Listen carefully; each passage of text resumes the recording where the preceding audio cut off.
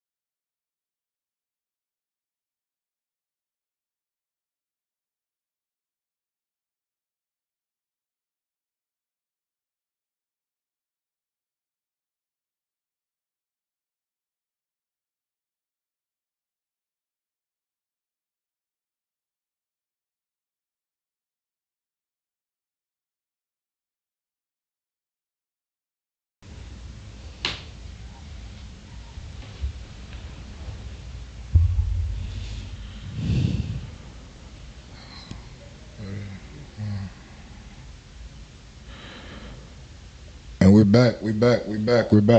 After I think it was 2 weeks, couple of weeks, we're back. We're happy to be back. We're glad to be back. We know it's been a while, but we're back. We're back, and we're in full effect. We're back, and we're in full effect.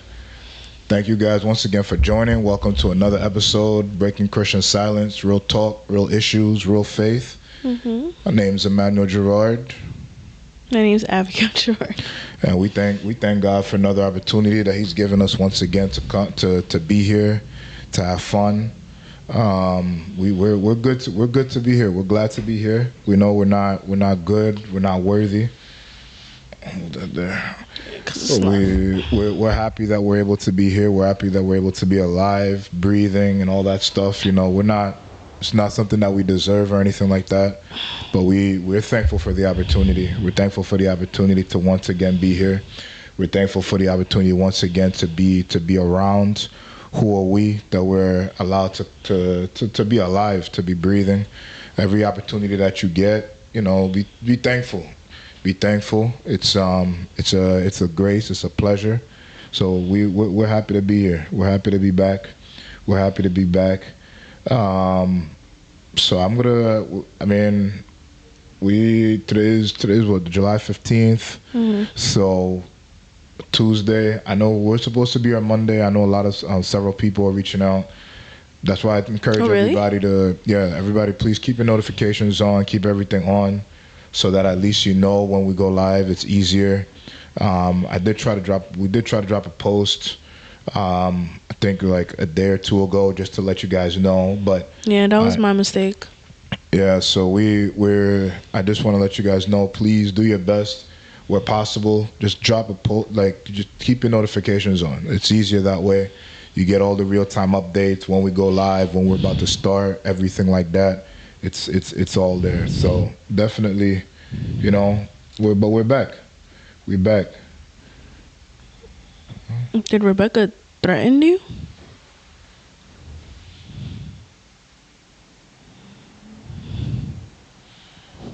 Oh, I don't think she was referring to Susie. No, did she threaten you? Who's threatening me? Did Rebecca threaten you? For what? I don't know. I'm just reading the comments, baby. She said Dennis or Denise. Denise commented later on. Oh, okay. But here we are. We back. We're gonna give people some time to trickle in. I appreciate those that come on time. Like I tell you guys all the time, please. It's easier when you start on time. But you know, I'm sorry. Becca told me the name was Denise. I don't know if it was Denise because it's spelled. I don't know if it's Dennis. It smells like Dennis, but she told me the name was Denise. So welcome, Denise. Welcome. Thank you for joining. We're happy to see you. Rebecca finally has a invitation from someone. No, she actually has multiple. I can't lie. She's been putting in work.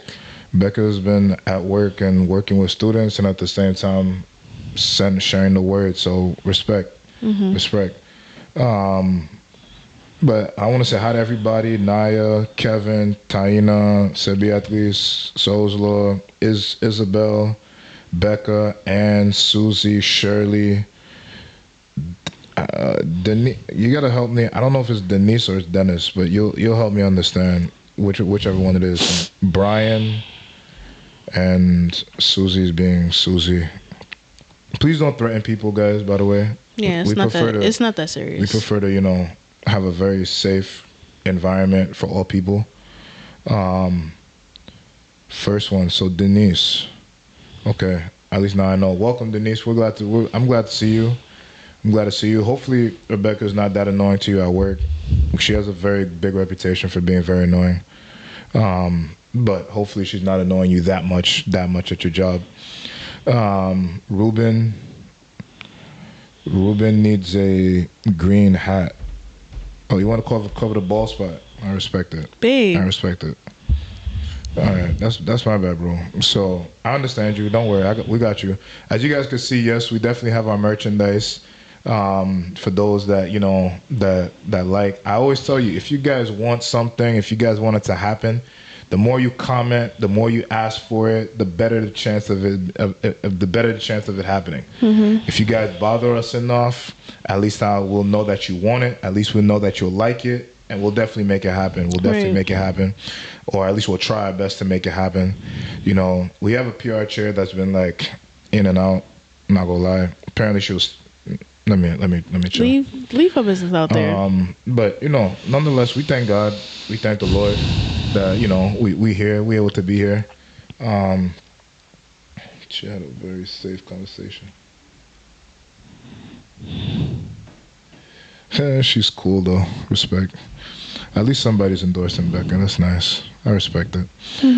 But before anything, I'm just gonna remind you guys. Definitely take a moment. Okay, they're gonna keep fighting. Okay, more questions coming in. I like to see it. But I'm just gonna remind everybody, please take a moment, take a minute and share. Take a minute, share, take your phones out, share with a friend, share with a colleague, share with a coworker, share before we start. We're gonna you know, try to have some fun. We have some.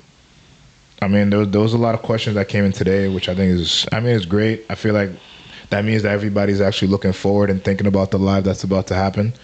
So definitely take a moment. I'm going to encourage everybody. I'm going to do the same very shortly, as you guys always know. But I'm encouraging you all, take your phones and share. Remember, you guys, I mean, I'll let Abby handle this, since she told me the other day I have no faith, which is crazy. But you guys said that you have some faith in certain areas, but this area specifically. You guys said you wanted to hit 1K, right? That's what everybody said. We want to hit 1K subscribers. So, and as you guys all know, there's always a prize for whoever invites the most. Like, and as always, it's not anybody's able to win a prize. Anybody's able to win a prize. And as we said last time, for the person that invites the most before we hit 1K, you get a merchandise of your choice. You get either a sweatshirt, a sweater, t-shirt. You want to model for them? I'm not going to model again. I did that last week. Okay. Or 2 weeks ago, whenever that was. There's new people in the chat, so you got to model for them and show them. I think whoever you guys see, you get the gist. Get up. BCS. Get up. I'll let Susie model it, because she's supposed to be yeah, I'll let Susie model it. But anyway, so definitely I tried, y'all. You know, the winner, whoever invites the most people, and it goes to anybody. I can't emphasize that enough. Please don't think that you can't join the competition. Everyone's able to join the competition. I'll show you guys the stats in a bit to show you who's first, second, third, and 10th. But I just want you to know everybody can join. Everybody can join. So please take a moment and share with a friend. Share with a friend. I mean, I'll let my wife take over I'll let my wife do that part, because I'm about to start sharing myself.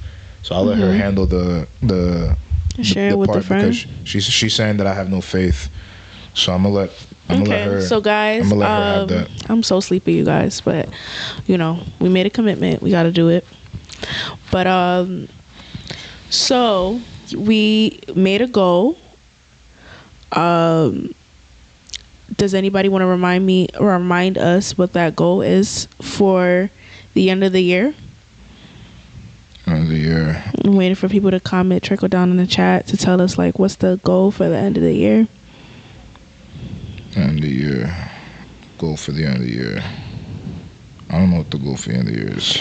Thank you, Susie. 1,000 subscribers. So we are currently at 576. We are currently at 576, which means that we need 424 more subscribers, right? You're Mr. Math King. I'm okay with math, but Emmanuel's the one to go to when you have issues with math. So we really, really, really, really want everyone to assist us in getting into that. We have so much in store for you guys. We have so much that we want to do by the end of the year. And like I said before, and I say this again, this is your way of evangelizing, you know, because yes, we're talking about relationships or whatever we're talking about at the moment, but this is your way to get in tune and tell someone about Christ indirectly. And the best way to do that is just to share the channel. Again, we're not doing this for personal gain. We're not doing this for to try to show off, but we're just doing this to, again, this is our source of evangelizing. What does that Bible verse say again, babe? One soul for Christ is like what? It said, every soul you bring to Christ covers a multitude of sins. A multitude of sins. And you know, we all be sinning. So, with that being said, because none of us is perfect now, with that being said, let's try to get to 1,000 subscribers together. Let's show Emmanuel that we got some support. All right, let's show Emmanuel that we got some support. I know Emmanuel is thinking that's too much far of a. No, we're not on Spotify, but Susie is going to figure that out for us. Respect. So Respect. we are not on Spotify yet. So, but that is something that is going to be in the works. So watch out for Susie. Continue to watch our channel. Continue to support us. I know a lot of people want to see the merch. First of all, I don't know why you guys want the merch right now, because it's definitely hot outside and it's summertime. So there's t-shirts if people want t-shirts. I know, but I'm just saying, like, why would you guys want sweaters right now? Like, wouldn't you guys want sweaters in the fall? Wink, wink. You know? So, yeah. Again, like we said, when we do sell the merch, if you don't know, we are part of a big community called Friend of Valme Ministries, also known that we have a church now called Église Pentecôte de la Dernière Heure, which is also known in English as translate for me, the Church of the Church of Pentecost of the Last Hour. The Church of Pentecost of the Last Hour. So with that being said, we are trying to construct our church, and the best way for us to do that is for us to do things to engage the youth and try to sell some merch. Now, I want you guys to show my husband and prove me right that you guys are going to go above and beyond, and you're gonna sell it out once we put it out, because he wants to do pre-order because he's so nervous about buying a whole bunch of hoodies and t-shirts and all this stuff like that and thinking he's not gonna sell. I think he's gonna sell. I think everyone's gonna want to buy one. So yeah, but take this moment, take this time, take this instance to share with a friend, share with a coworker, share with a loved one, aunts, uncles, friends, coworkers. Share with anyone that you love and that thinks that you think will benefit from this channel. We are not doing this for our own personal gain. Again, we are doing this for God's work. I remember when we were in Thailand, and we travel a lot, guys, and I remember when we were in Thailand and Emmanuel came up to me and he started talking to me about this channel, and he wanted me to be a part. He wanted me to be a part of the channel, and he had a couple of things that he would like for us to do. And I was like, I do not want to be a part of this. Like, I am a behind the scene wife. Like, I love that. And I could say that we started this forum particularly since March, I believe. Yeah, I think it was March. Yeah, we started this since March, and we are in July, and I just feel like there's so much impact within the past 4 months that we've been doing this. So I just want to thank God for the man of God that I have in my life that sees a vision, that hears God's voice, and we're just trying to give exactly what you guys want and ask for. So we appreciate all the questions that are being sent. I don't personally see the questions beforehand, but Emmanuel does. He looks through them. So when people say, did you see my question, I did not see your question, child, because Emmanuel's the one that first sees it, because it goes straight to his phone, not to mine. So yeah. She makes it sound terrible. That's not terrible, baby. But one of the biggest reasons I don't like for her to say it, because she'll be the type to like filter her answers based on who asks a question, and I don't want that. And I'm pretty sure it's gonna be very premeditated. I'm pretty sure you guys out here, you guys all love to see Abby's famous rants. You guys love the rants, and the rants are, yeah, they're legendary. So in order to have unfiltered answers, we don't give her that question before time. It's gonna be very So premeditated. that way, at least if it's like it's raw, you get the real thing. But how was your week, by the way? Before we start, week was alright. Or 2 weeks. I think it was. I don't remember what I did last week. Sunday was a lot. Sunday was tiring. Bruh. Sunday was tiring. What else do we have? When you had Bible study. Bible study was a lot. Yeah, it was a lot. Yeah. But we thank God we made it through. I made you some good food on Sunday though. She did. She did. So we thank God. You asked for some fried chicken and I made it. She did. Homemade. She did. Homemade fried chicken. She did. You know, your girl's on a journey, so I couldn't have any fried chicken, so I had my salmon. But we thank God. We thank God that we're around. We thank God that we're here. So definitely, like I said, take a moment, guys. Share with a friend. And definitely comment. Let us know that you're watching. We definitely want to see who's watching. And if it's your first time, definitely say who invited you. yeah. Because like I said, there's a competition going on. I know everybody wants their points.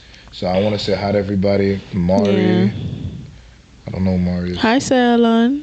I think this is the first time I ever see Salon in the forum. No, she probably just never comments. Hi, Salon. Hi. Mari. What's up? If it's your first time, I do remember most names for the most part, but some I'm not gonna lie, it's my first time seeing some of these names. So definitely, if it's your first time, so drop a comment, say who invited you, so that we can keep track. So as always, like I said, we have this competition going on. So I do want to show you guys, where we are right now with that. Oh, they keep changing their name. Like, that's not fair. It's Maria. They keep changing her name all the time. Cause she got different aliases. You gotta make sure that you keep people on their toes. She's related to Ganesh. All butts. Oh Lord, let's not talk about that today. Take a moment to gotta show you guys where we stand with the latest count, right? So I do want to do that. So I'm going to show you guys where we are. Like I said, continue to share, send text out, get them out there. Especially people like Susie that was hounding people at the church that we're at and like harassing them and everything. I'm gonna assume that Susie will send out text to those people as well. But anyway, I mean, she got their number, so she got their number. She harassed them at that point. I'm not gonna lie, but I respect it though. She's building her PR catalog so that when events or things happening, she can send out a mass text. She's really Claudia Jr. I respect it. But here's where we stand right now. So as you can see, Shakanya. As you can see, Shakanya, like she's like the opposite of Usain Bolt. Like she started out strong and then just stopped, like just stayed right there. But everybody else, as you can see, slowly but surely, it's more evenly balanced this time around, which I respect. It's more evenly balanced where we are right now. Like I said, people, even Becca was getting her numbers up there. Managed to get 5 people. She went to work and she was on a mission. She said she's not only going to teach the kids, but she's also going to evangelize to her co-workers, which I respect. She's doing summer camp? Which I respect. So that's where we are here. Definitely have some people out there. So respect.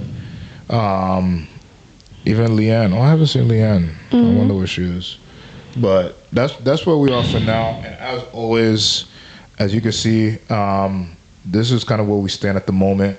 But then, as you guys know, it's not just that. We also have our total count. So our total count, which I do want to also show you. So remember, there's 2 competitions, right? There's one for when we get to 1K, which is what you see on the screen.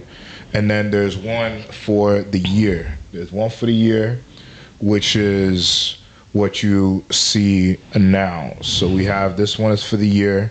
So as you can see, Susie is still running away with that a little bit at the top. I just peeped what you did. What? Ganache 10 bots. Yeah, he invited his 10 bots, which I respect. I mean, I love that the hustle. He invited 10 bots, which I don't see Ganache. Why do you keep saying his name? He gonna pop up. That's fine. You know how when you was younger and you used to watch that movie, and then in school people would dare you to say Bloody Mary in the mirror 3 times? That's him. He gonna pop up.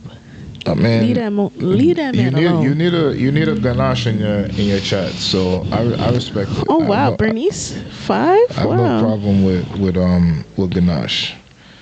You know, I feel like he starts beef for everybody in the chat and he likes it. So I mean, I respect it. He be saying some reckless stuff. No, he really does. It's all good though. He got his 10 bots, so I can't, But everybody else, we appreciate you. Like I said, as you can see, Susie is just like running away with it for right now at the top. Athara started strong and then just like disappeared off the face of the earth. Like you don't even see her in the comments anymore. Facts. So I don't Does think she even watch us? I don't think she watches us anymore. Yeah, No, she's too good for us now. She kind of switched allegiance to salvation. Yeah. Well, I don't think she ever switched. She never left, so I can't say she switched. Oof. But yeah, her allegiance with salvation right now. So I'm sorry for you, Naya. I'm sorry for you.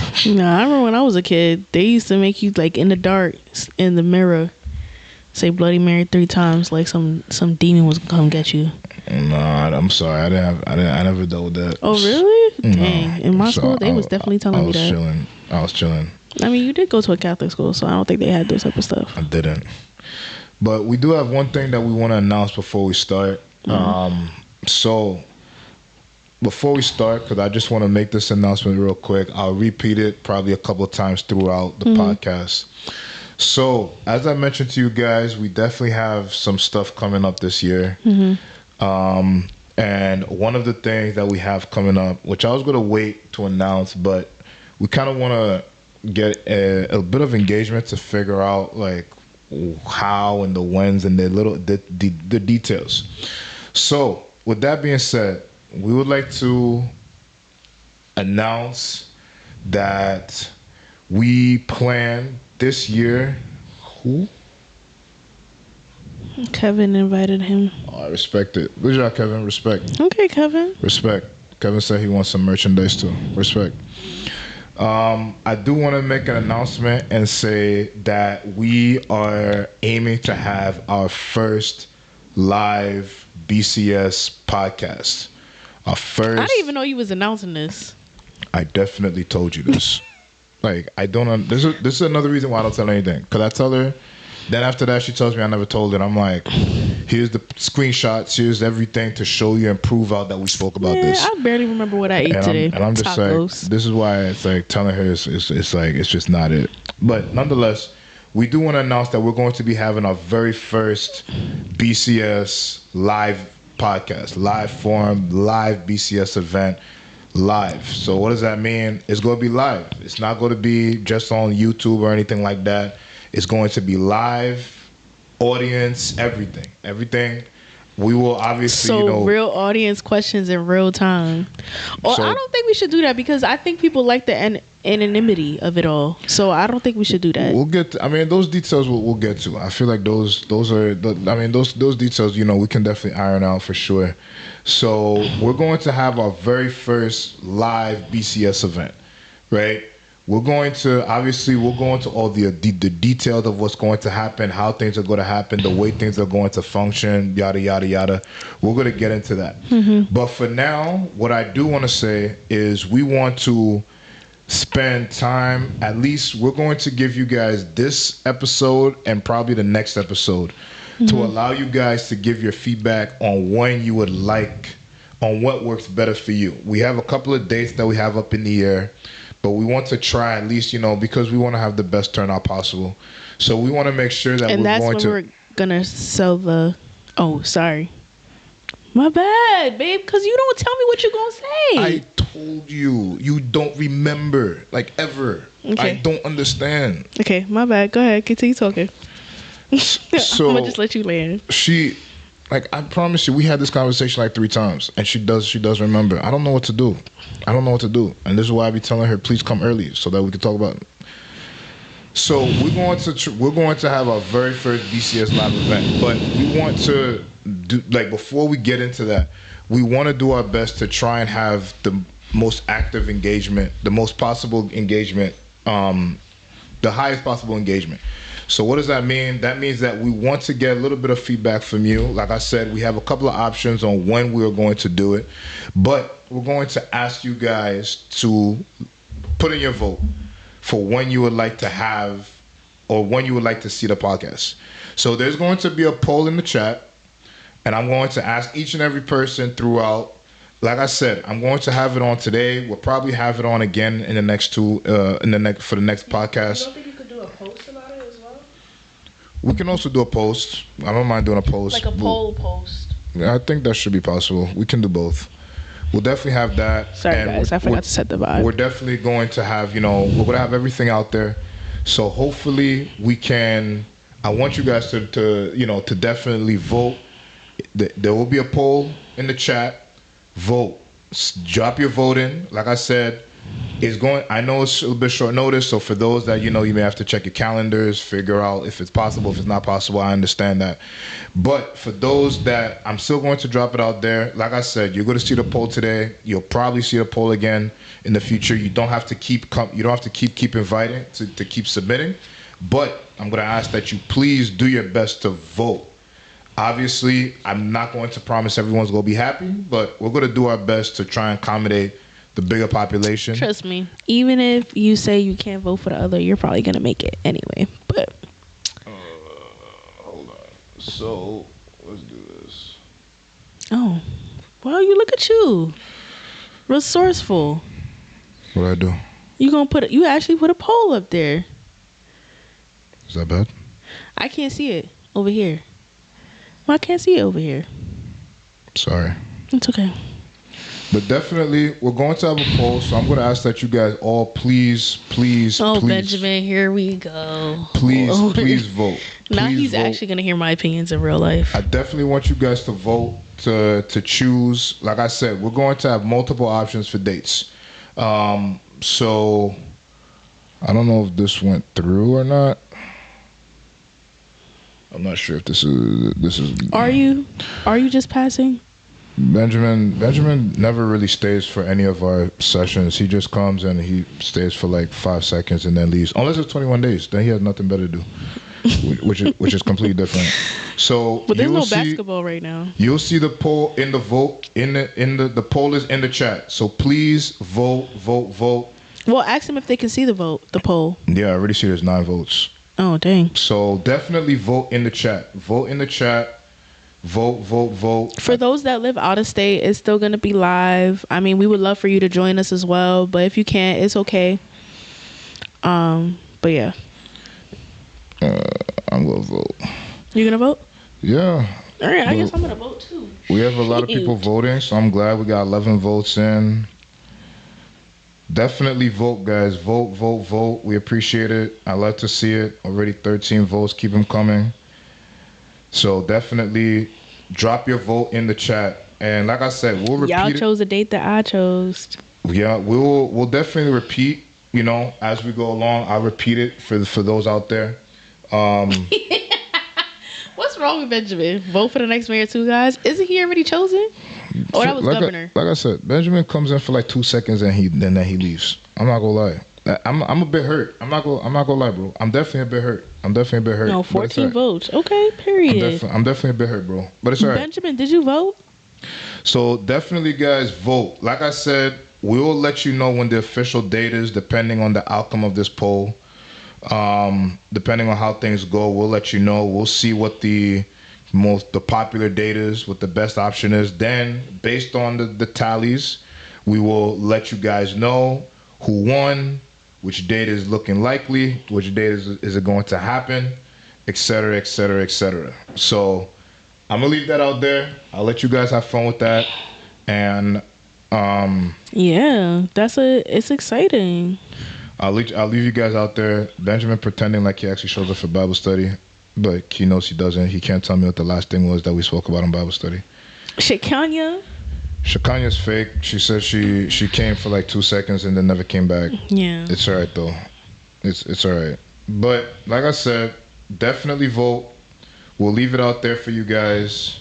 It seems like right now people prefer November, which isn't bad. Wow. A lot of people. Well, actually, it's a 3-way tie right now. It's a 3-way tie. That sucks. Y'all didn't choose a date that I wanted to choose, but it's okay. So It's I'll let okay, you guys y'all. out there and choose. Wait, I don't see it anymore. Once I vote, I can't see it no more. I'll let you guys choose. I think maybe it's only I guess it's the host channel that can see it. Mm-hmm. So definitely, guys, vote in the vote.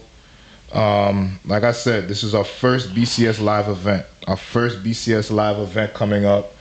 Like I said, we will let you guys know what date. We'll let you guys know everything. We'll confirm the date. We'll spread the flyer. But one thing I'm going to need you guys to help with is definitely to promote the event. We're going to ask everybody to help to promote the event. I'll give you guys... What are you doing? I'm just checking my face to make sure I look good. We're definitely going to ask you guys, please, get the flyer out there. We're going to share with you guys the flyer, the information, the details, everything. Will there be food? Yes, there'll be food. Don't worry. We're Haitian. Really? We're Haitian. I didn't know that there was going to be food. Listen, child. I'm just here. I give up, guys. I give up. Like, I try. I give up. I promise you guys I told her, and she didn't want to listen. And if anybody wants to know, I got the screenshots on my phone for evidence. But I just want to say, as a student, I'm not sure what my schedule will look beforehand. That's very unfortunate. Being a student is crazy. Well, it's both dates are on a Saturday, so Yeah, both dates are definitely on Saturday, so just keeping that in mind. Let me also take a moment. Everyone that came for the first time, Kessa, glad to see you. Kevin doing a good job out here inviting people. Respect. Who else did I miss? Sasha, also Kevin. Respect. Darla, also Kevin. Okay. Respect. Kevin out here doing his thing. I respect it. I definitely respect it. So, leaving that out there for you guys. Definitely get the word out. We're going to need your guys' help for promotion and everything like that. But again, based on you guys, based on the votes, please, as you come in, I'm going to keep reminding from time to time for people to keep on voting. But just so you guys know, how many people voted so far? So we have 20 votes in so far. Oh, shoot. Right now, it's tied.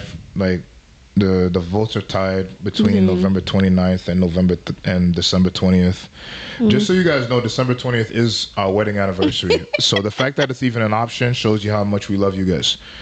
That is our wedding anniversary. November 29th is the Saturday after Thanksgiving. So those are the two. Coincidentally enough, we got engaged before that weekend. We got engaged November 25th. November 25th, we got engaged. December 20th, we got married.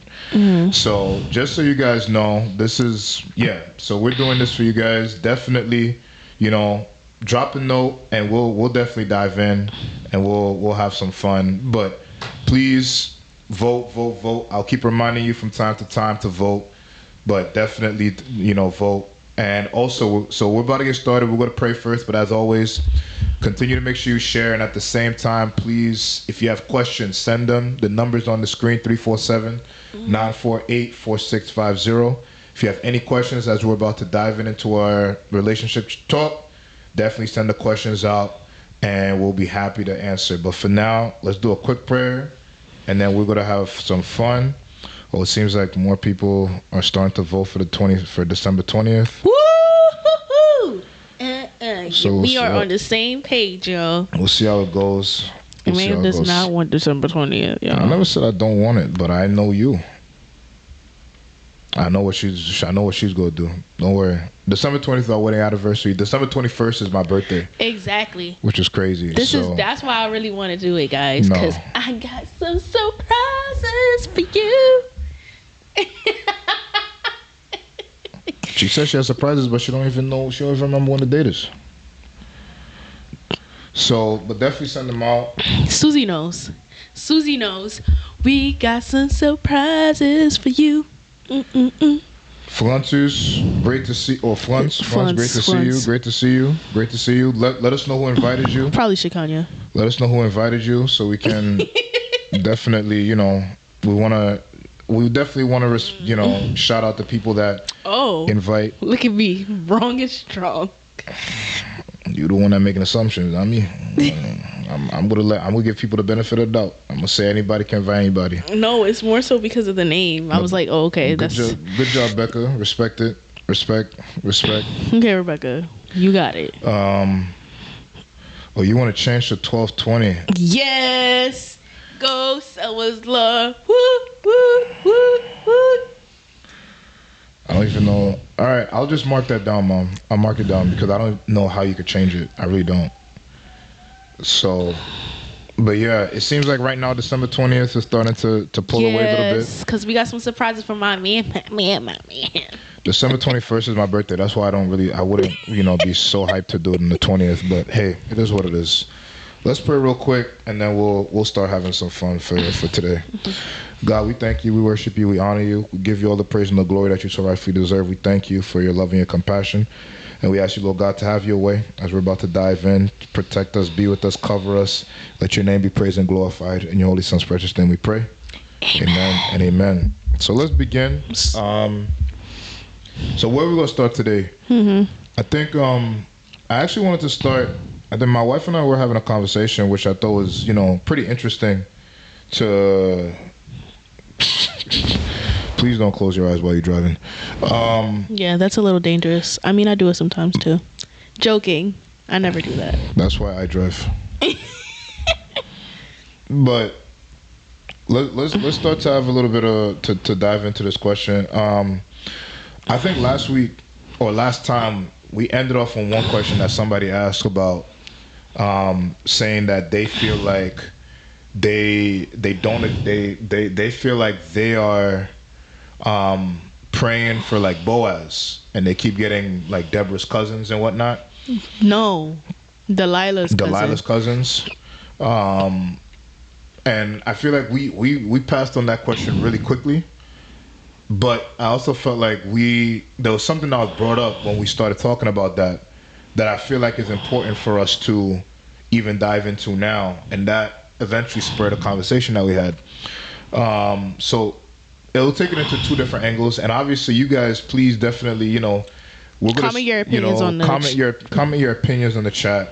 But one thing that the question, it led to us thinking two different things, right? Number one, it led us talking about the idea of how much spirituality can impact your relationships, because I feel like a lot of times people don't remember that relationships that marriage was an institution that was established by the Lord himself.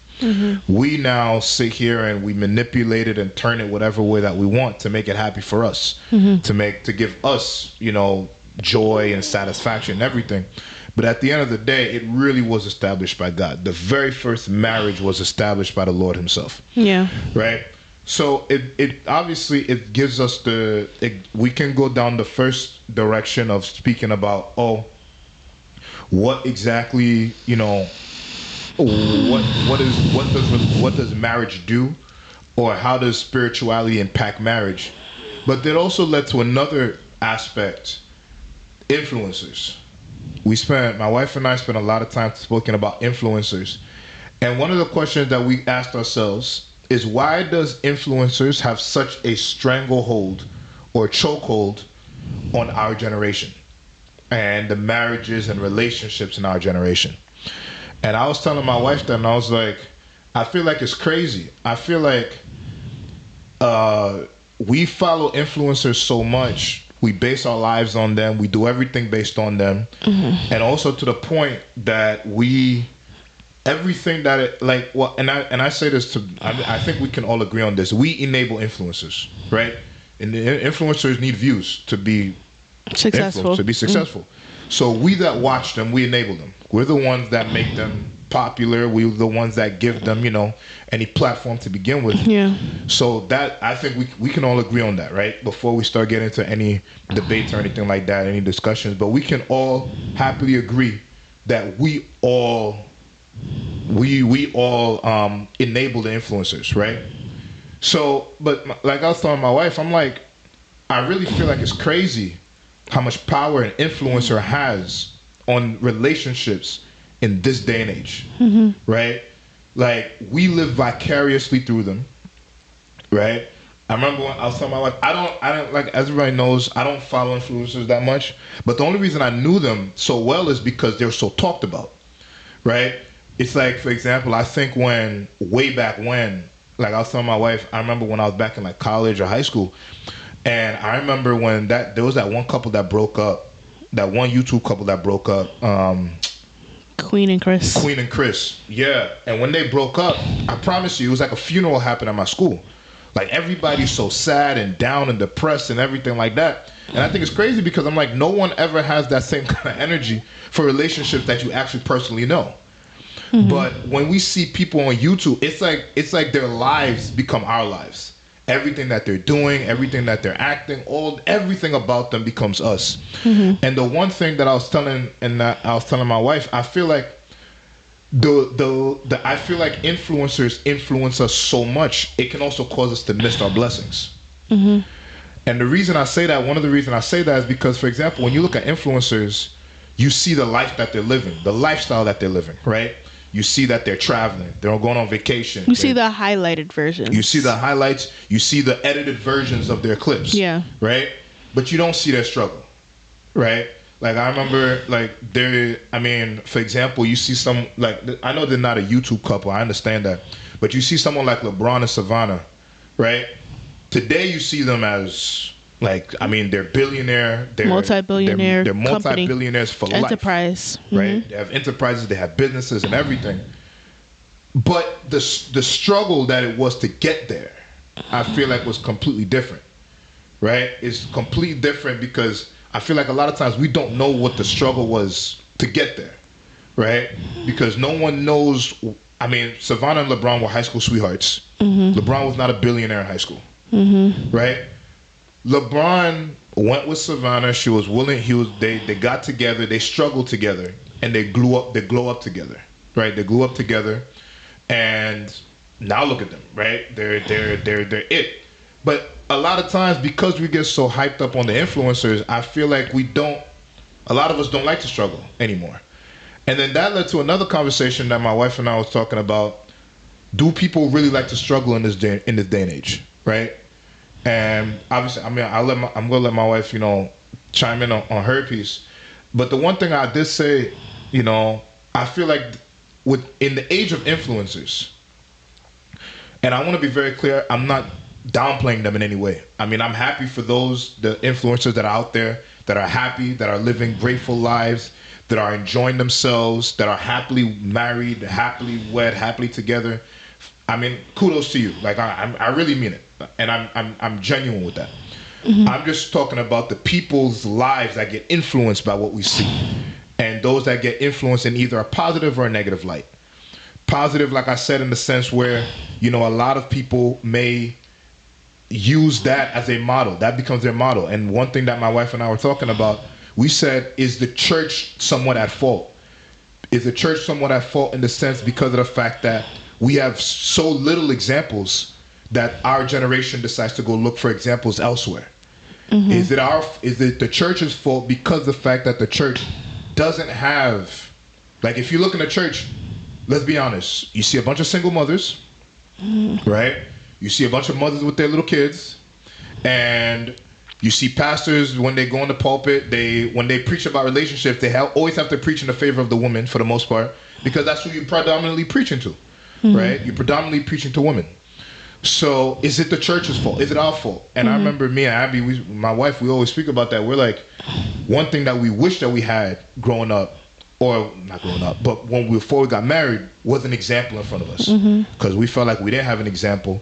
And a lot of the things we're learning on the fly. We're learning on the fly. We're learning as we go.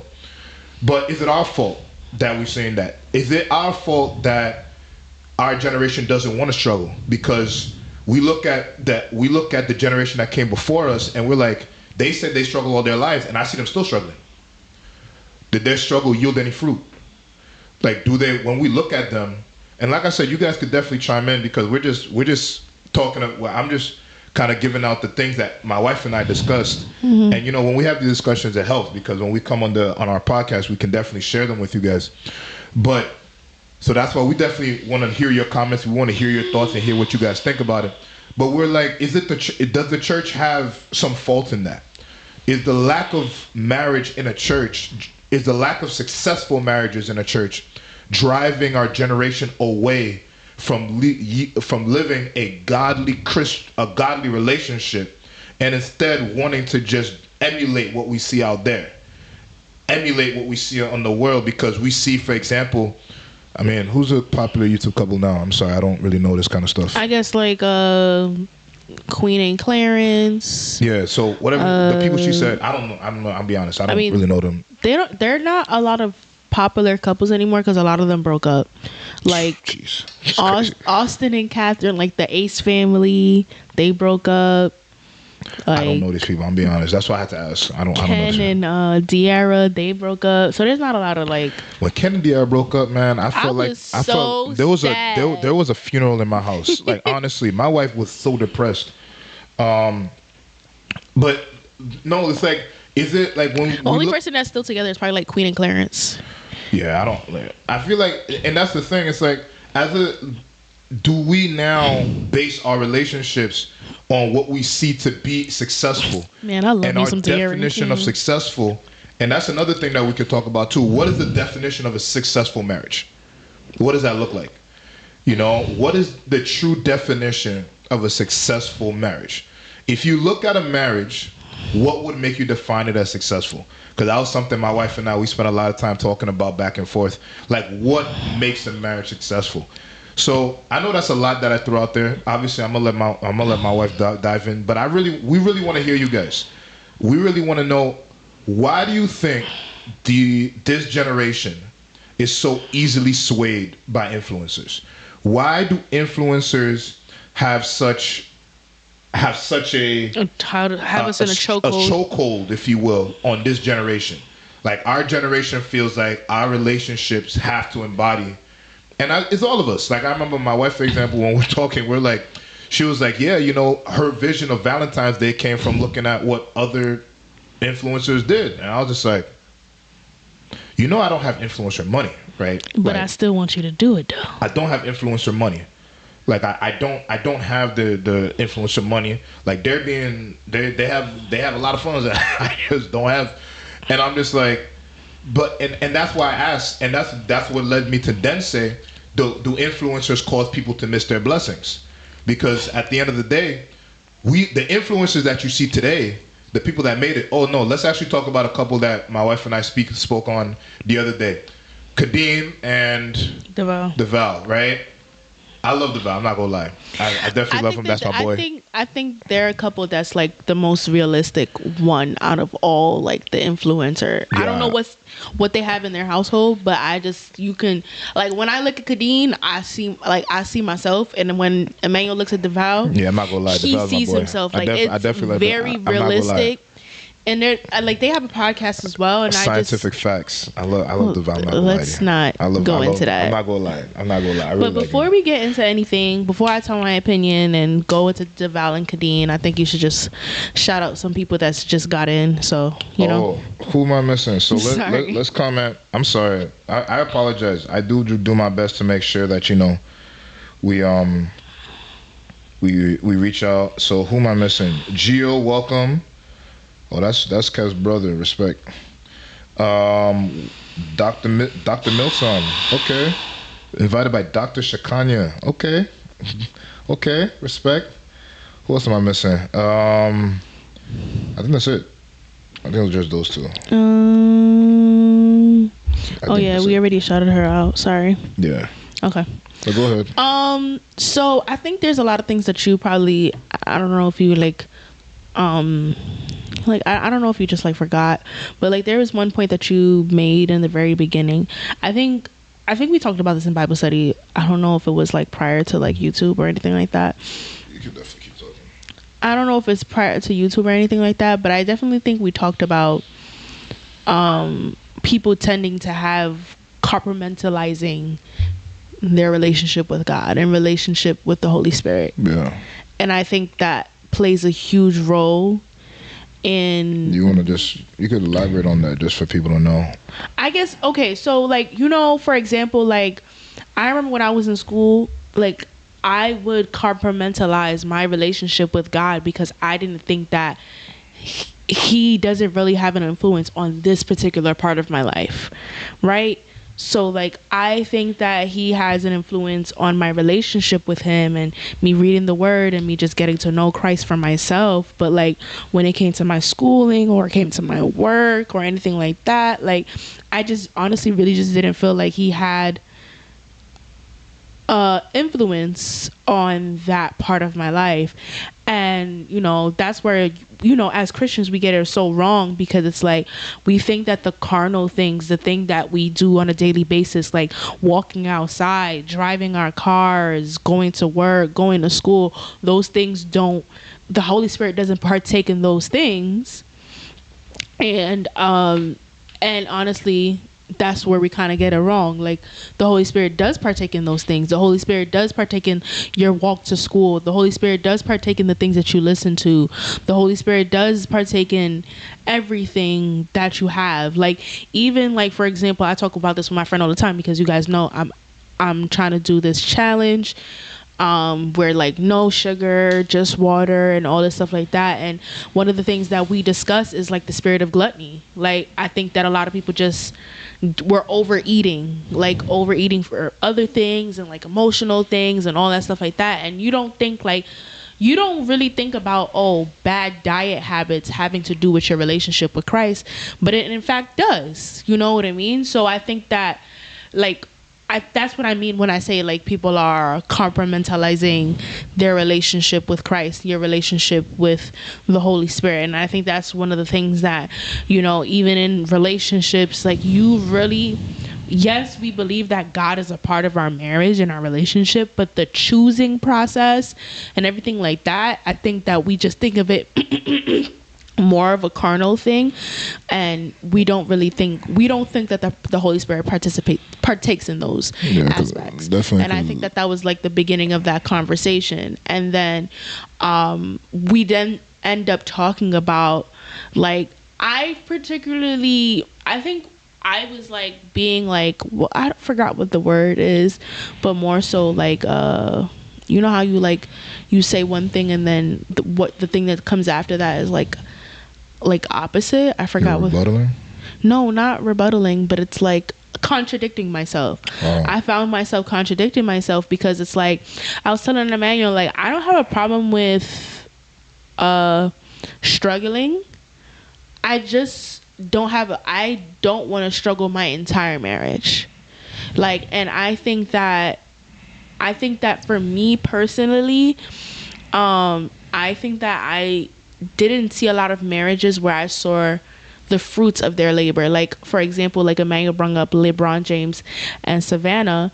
Like, you saw that they had a part of their life that was struggle. But I feel like a lot of the times in the church, it gives a lot of struggle love. Like, we're just together because, you know, we have these kids together. We live in the same house. It just makes sense. They're like I don't know, like, what is that? How do you say that in English? Settling? Yeah, you settle. Yeah, like it's like a settling thing. And it's like, for me, that's not what I want my marriage to be. Like, I want my marriage to be, I don't want it to just be struggle. Like, I know that there are part of things in life where there's obstacles that you have to face in order for you to grow your faith. But I don't want it to be like, I feel like we're still in the same space. Like, I wouldn't feel happy if we were in the same space that we are in 10 years from now. You know what I mean? I would want to see that we've grown, not just physically, but spiritually and financially, honestly. Like, you know what I mean? Because at the end of the day, you know, I wouldn't want us to be in the same position and just doing the same things, because then I feel like we just never grew from where we are. And like, that is what I was trying to explain to Emmanuel. And it's like, yes, I do feel like, and I think that that's the part that we kind of was like butting heads about, because yes, I understand that. I think the reason why a lot of people look up to influencers is because of the fact that they don't want to struggle. Like that struggle love that we see to the people that we see in front of us is not like the thing that's so admirable versus like seeing a Savannah and LeBron James or Kadeen and DeVal where they stayed in their apartment for 10 years and now they live in Georgia in this big beautiful house. Like they grown, and now she's not only he is on Tyler Perry Studios acting, but she also has a role now in another series. Yeah. So it's like they're both growing and evolving. It took some time, like, you know, because not only that they had their highs, but they also had their lows. Like he started off in football and then ended up like leaving football, and you know he had a couple of properties, but then the what happened in 2008? Recession happened. The recession, yeah. And that kind of took him back to going back to Brooklyn and in an apartment where he already, like, I think they had like 2-3 kids in that apartment. Mm-hmm. And you know they were struggling together, and like sometimes I would see their videos and they would say like, bro, there'd be times where like he would be circling the block trying to find a parking, right? And I like, we resonate with that. Like I'm gonna be very transparent with you guys. Where we are right now is not where we want to be. Like, you know what I mean, in terms of the place that we live. And like I was telling Emmanuel, like sometimes it's like those stories is the stories that they're the reason why I'm influenced by them, is because that's where I want to be. I don't want to be where I see, no offense, and I hope nobody takes offense to this, but I feel like a lot of the times the people that I see around me in church, specifically in the church community, is a lot of struggle love. Like I don't want to be 70 still paying off my mortgage. Like I don't want to be 75 still paying off my mortgage. I want to be where a fact is like, all right, we're taking care of our grandkids at that point, and we paid off our kids' college and they don't have to live a debted life. Like I want to be able to see that we were able to participate in them purchasing their first home, so they don't have to do exactly what we did in terms of renting. You know what I mean? Like there's certain things that I would like for us to do. I guess like for like, and that's kind of like the part where it's like seeing those influencers and seeing the life that they live, even though it's like a highlighted version, we don't know what happens in the behind the scenes. Because like I remember one time I was listening to Austin and Catherine, and I'm just listening to like Catherine tell her side of the story about, even though they were like living this beautiful life, they bought this big land and they did all these things, she was still struggling because he was very unfaithful to her. So it's not that I see those parts, because I know that those like relationships it's not all that you see. Yes, we're being very transparent, but we have struggles too. Like, you know what I mean? We have daily struggles. We have things that we're still trying to figure out. We're still very young in the game. We're only 3.5 years in to our marriage, so there's a lot of things that we do not know and we're still discovering about ourselves. But I think that the biggest thing is that I don't want, like, especially because we are, like, Emmanuel is a pastor and like we are a part of a ministry, I don't want us to emulate what a struggle love looks like. I want them to see what success looks like for me. So I think that that's the biggest thing, and I think that that's kind of what thing, like that kind of what sparked the conversation. Because I think the biggest thing that sparked the conversation was the fact that Emmanuel was saying that people are choosing people based off of the fact that they want them to be at this level at this time, versus like, all right, I want this man to be making 6 figures. I want this man to be making 253. I was there, baby. I sit there and lie to y'all. I didn't want to be with a man that was not making a certain kind of money. So and I know that seems very shallow, but it is what it is. That I was young and dumb. Like, me and Emmanuel got together when I was 20 years old, and I'm still young and dumb. So, but anyway, so I think that like now women are choosing men based off the influencers that they see and the things that they receive. And I think that that's the part that is wrong. Like, you need to learn how to choose a person that not only is like, they may not be where you want them to be right now, but they have vision. Like, I mean, I knew that Emmanuel wasn't where I wanted him to be where we first met, but like the person that he is today is so far gone from where he was. And I think that is because the man had vision. Like, he still has vision, he still has goals, like he still has dreams and things that he wants to accomplish with us. And I think that that's kind of the things that you should be choosing off of, not based off of the things that you see online. And yes, baby, I still want to get run down with flowers and all that stuff like that. Like, these are the, and I want to have $300-$400 worth of bouquet of roses, because that's, you know, I deserve. But but yeah, like, I think that that's kind of where this conversation stemmed from. My bad, baby. But yeah, let's read some comments. I was actually gonna say, so I want to read this. So we just got a text from somebody that actually says why they feel like wait. Okay, maybe they just decided to put in the chat. So I feel like, so someone sent a text saying, I think people in our generation love influencer relationships because those relationships glorify each other. We want someone who worships the ground we walk on instead of having God as the foundation. We want someone to be all about us and obsess over us. Oh, I think, yeah. All right, never mind. She already decided to put in the chat, so forget it. But yeah, I mean, like I said, I definitely want to hear from you guys. Like, why do you think? Because I think it's dangerous. I do think our obsession with influencers and their love is dangerous. I think it's dangerous. And the reason I think it's dangerous, like I said, I feel like sometimes it really narrows and limits the view. It narrows the pool of people that we're willing to entertain. Like I said, and I remember I was telling my wife asked me, she was like, would I be okay, personally, would I be okay if I had a daughter who was like on the verge of being a surgeon and she brought home a sanitation worker? Would I be okay with that? And I wouldn't be okay with that, y'all. And I told my wife, I said, I would want my daughter to be happy. I'd want my daughter to be happy. Would I say that would be like, you know, the very first thing that I'd want? Obviously, everyone wants to see the best for their child. And I would want to see more, and I'd want to see better. But I want my child to be happy. Because one thing I could say is I feel like the one thing I do appreciate about a struggle is I feel like there's certain life lessons and there's certain bonds that only a struggle can really produce. And what do I mean by that? I mean, like, for example, like me personally, and I say this all the time, God bless me where I am today. But I always say, you know, I'll always remember the people that were there for me from when I had much less than what I have now. I want to be very clear. I'm not going to say I have a lot now. I don't have a lot now. I want to be very honest, right? I'm not a millionaire, and please don't think that. No.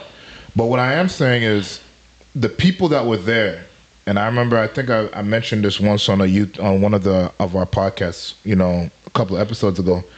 I had a moment where I was going through it. I had a moment where I was the black sheep. I had a moment where no one even paid me any mind. I didn't even exist in people's worlds.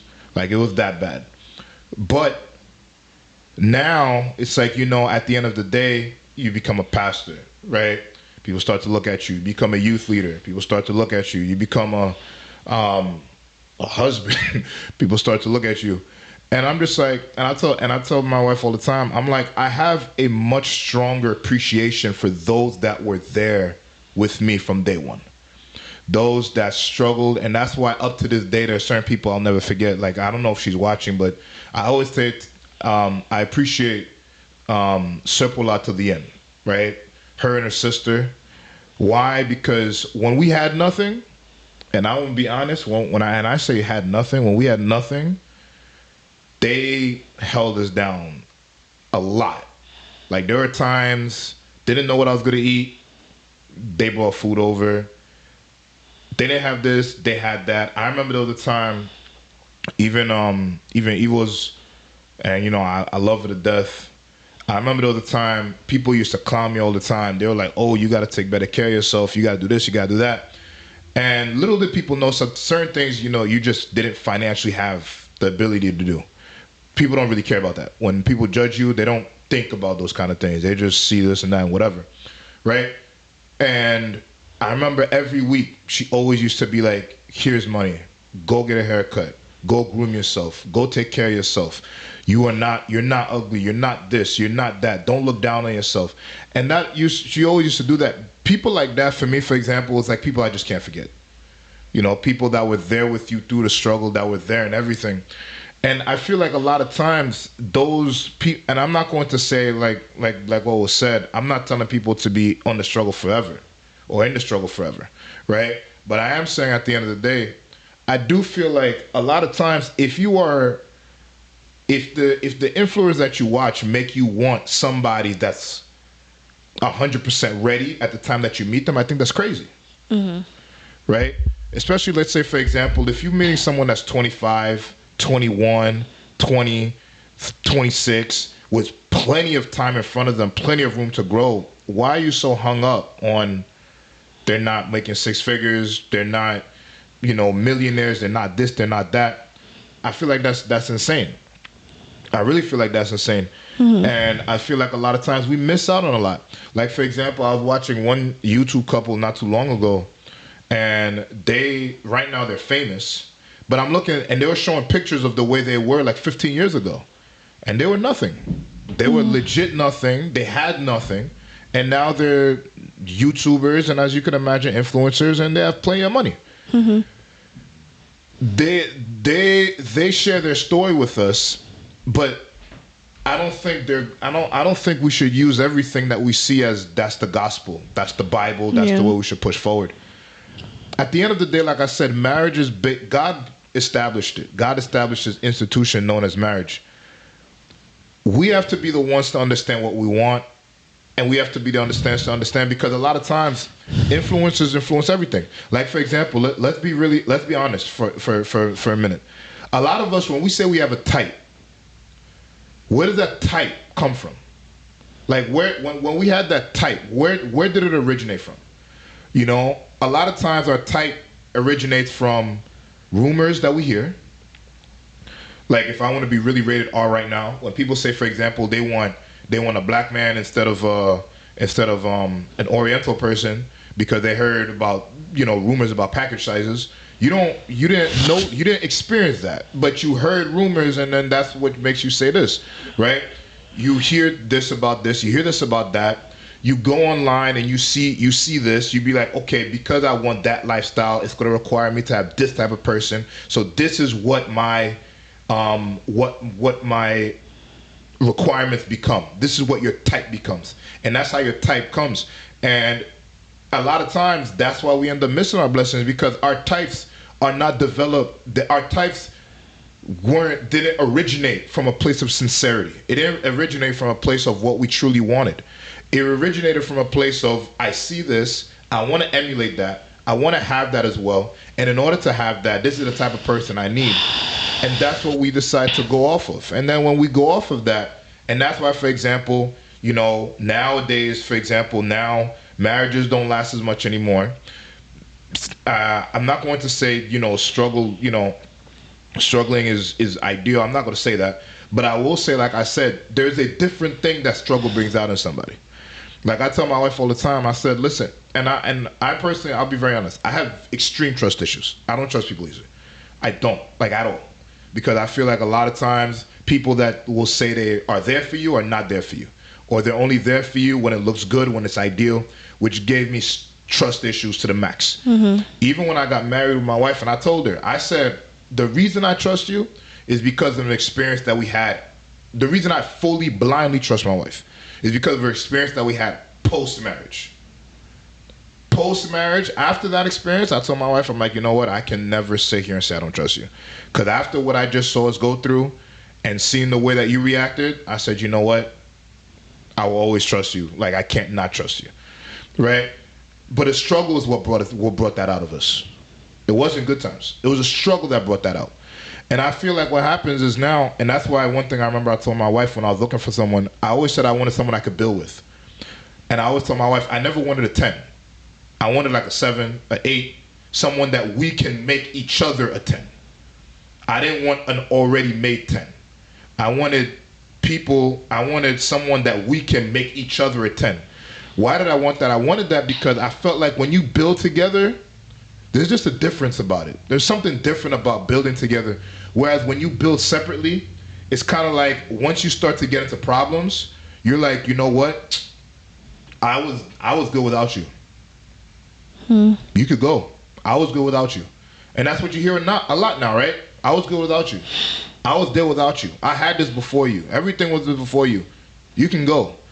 But I feel like when you build something, it's just like it hits different. It hits different. And it's like when I sit here and I always remember I used to say that, I'm like, I want someone that I could feel like I can grow with.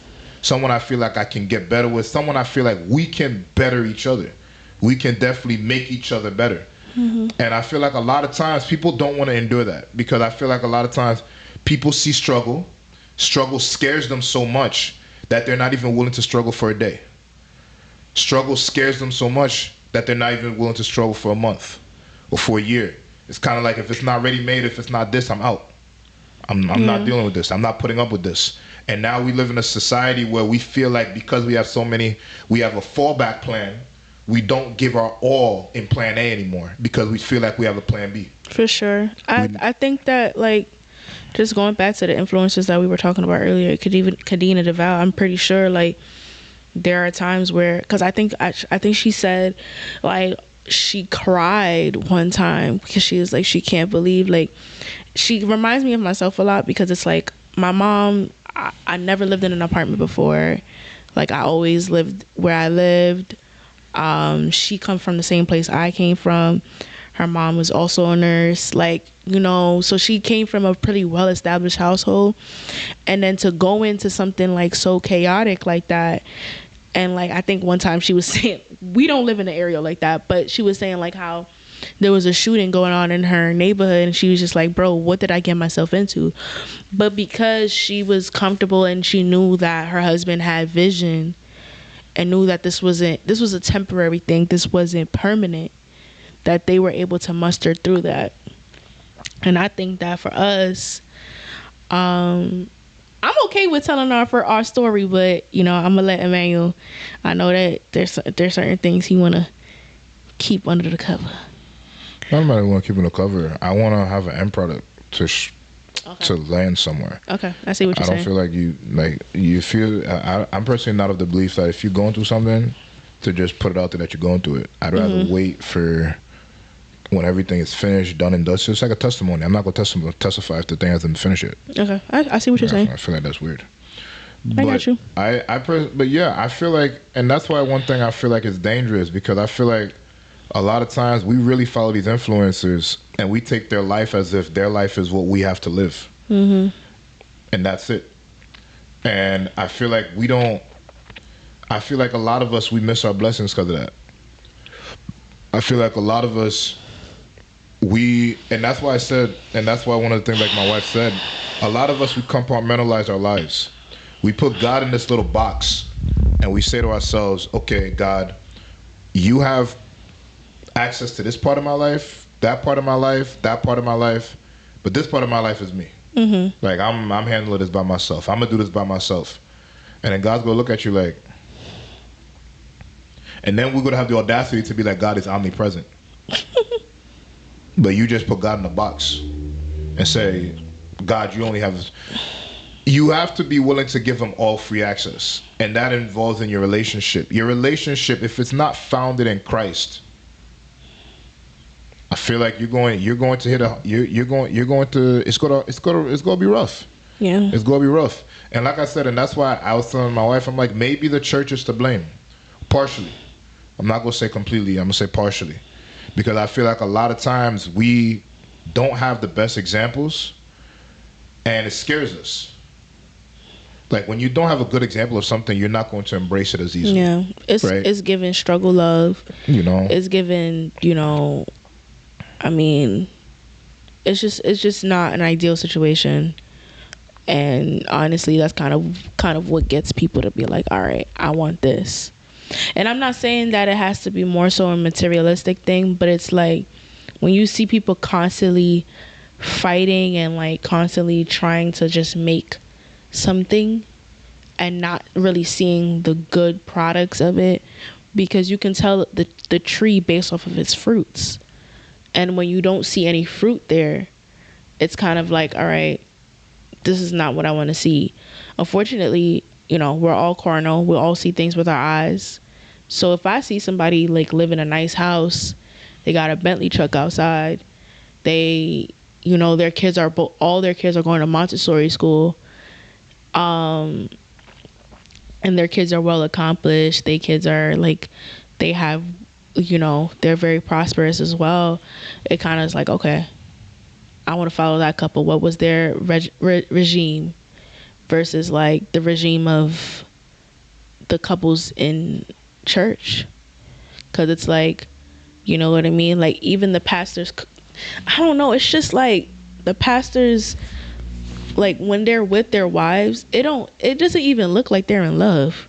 A lot of the times, I don't know if I'm just being, I don't want to be too controversial, but it's like, I never really see pastors like really be in love with their wife, right? A lot of the times I question that as well. It's like, I don't like when they're going to preach, their wife don't come with them. That's why Emmanuel is like so keen on me coming with him every time when he goes somewhere.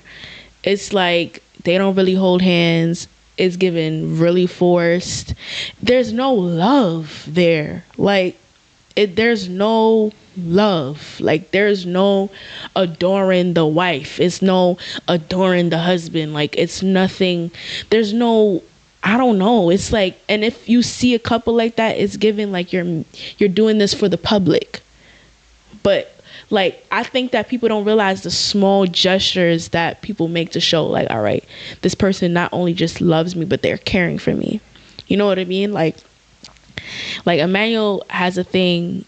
I respect it and I appreciate it, but he has a thing of like, we have to sit next to each other everywhere we go. If we don't sit next to each other, he got a fit. Even if I explain to him so many different ways as to why it can't work, we gotta sit next to each other. Like the only reason it can't work is because you don't want it to. Like that's usually the reason. Usually the reason is you don't want it to. Okay, baby, I'm sorry, but like I'm not saying it's wrong, but I'm saying like you don't really see that anymore. Like you don't see the united front, you don't see the love, you don't see the support. It's not. It looks like a fake picture, like a painting, and it's like when you look at these influencer couples, they actually look like they're in love. I don't know if they're doing it for the TV. I don't know if they're doing it for YouTube. I don't know if they're doing it for views, but it's like that adoration that they have, like that Becky was talking about. I know a lot of people do love bomb and they give their partner so many things to make it seem like they're in love with their partner, but in fact, it's very surface level. I do understand that, but at the same time, it's like these young people are fazed by the fact that it's like there's no, they're in love, like, and it's to show that love is so beautiful, it's so pure, it's so nice, and it doesn't even have to be an affection of where like we're holding hands, but it's like they're not even friends in real life. Like me and Emmanuel are friends, like outside of us being a couple, but we're friends. We enjoy each other's company. We laugh. We watch TV together. We watch shows together. Like we enjoy each other's company. Like, you understand what I'm saying? And I don't see that in the church. I don't see that. I don't see a lot of people emulate that same embrace. And that's kind of why you see young folks are like, you know what? Looking at these influencers, they look nice. And to the carnal eye, we don't know what's going on behind the closed scenes. We don't know if this man is cheating on her. We don't know if this woman is cheating on her. We don't know if this woman is psycho. We don't know. And we don't know if they're doing it all for the views. But however, that love, that freshness, that very, everyone wants to feel that way. You know what I mean? Because best believe, we're not all lovey-dovey all the time. But it's just that freshness. Like when you come into our home, you feel that embrace. You feel that love. Like, you understand what I'm saying? And I don't think that we see that a lot in church. And I think that that's really the issue. So, and I feel like one of the things probably, and I think one thing as a generation that we should always think about. It could be a cultural thing too, though. I don't know if I would say it's completely cultural. I feel like there's a lot of, I mean, every culture has its issues. You know, we're not going to speak on cultures that we don't know. We're going to speak on us as Haitians, right? So we're going to speak about our culture, our Haitian culture, that is also lovely. But the one thing I will say, I do think we should do our best to make a conscious effort to try and change certain things as a young generation. You know, do things differently, operate differently, move differently, and everything like that. I feel like we should definitely try, because it's, you know, I don't want us to create the same pattern. I don't want us to create the same pattern because I feel like and I know this is going to sound really weird, but I do feel like because of all of the strong adoration for influencers, I do feel like we're going to end up creating a very similar problem for the next generation that we're facing now. And you may ask me, why do I say that? I say that because I feel like at one point, we're going to keep trying to emulate something that is not us. And as a result, it's going to yield it's not going to be good. Put it that way. It'll just be superficial at that point. Superficial, yeah. But I'll also say, like, for example, like, I remember there was one time, I remember my wife and I, we went to a wedding. And then after the wedding, we came back and she was telling me, man, after going to that wedding, I could kind of understand why divorces can make families very messy. When she was looking at the way the dynamic and the way the wedding unfolded. And I feel like what can happen, what may end up happening to a lot of us is when you start looking for certain things, you looking in certain ways, your foundation is no longer God, but it's just to get out there and do things the way other people do it. I don't think we're going to end up creating any better homes that way or better families that way. I think that we're going to end up the same way as the generation that we see right now. Yeah. Like the way we're talking about them struggling and everything, I think the biggest difference that's going to be is the prior generation just didn't really walk out. But we will. I feel like our generation, we're not built to endure. I don't think we're built to endure. I don't think our generation is built to really fight through certain things or go through certain fires. I feel like for the most part, we kind of run at the first sight of problems. But also, babe, I hear what you're saying, but I don't like, and I think that a lot of the older generation, they'll stay together for the kids, and I don't think that's healthy either. Well, I'm not going to say that it is healthy or unhealthy. What I am saying though is I feel like basically what I'm trying to say is I feel like we're going to do exactly what we think the older generation should have done, which is we're going to end up getting out and leaving and walking away and not staying and doing whatever we want, which I think will eventually just lead to more broken households. Right. I feel like it's going to lead to more baby mama, baby daddy dramas. I feel like it will lead to more children happen outside the house. A lot of step siblings. And I feel like that will create another problem. And then the generation that comes after us, I don't know what's going to be their chokehold or their thing. Something else will happen then, because I'm pretty sure 20 years ago, the prior generation never would have thought that influencers would have been a big thing, but yet here we are. So I'm sure in 20 years down the line, another generation will come and there will be another new thing out there. And then as a result, things will turn differently. I really feel like as much as, and that's the one thing I would say for myself, as much as I feel like we want things to change, I question whether or not we are actually taking the right steps to create change. I question whether or not the way we're going about things now will it actually lead to a better end product? Will our chasing of all of these influencers out there, or trying to live a different life, or live a better life, or live this, live that, will that necessarily lead to a better life? Will it lead to a better life? Will it give a better end product? Will we be able to walk at the end of the day tomorrow and say, hey, I'm happy, or I'm happier, or anything like that, right? I feel like and basically, if I were to, bring everything together from everything that we said, I think we all have to remember one thing. God has to be the center of anything that we do and any relationship that we have. And when he's not, we end up going everywhere and anywhere looking for inspiration, looking for validation, looking for something.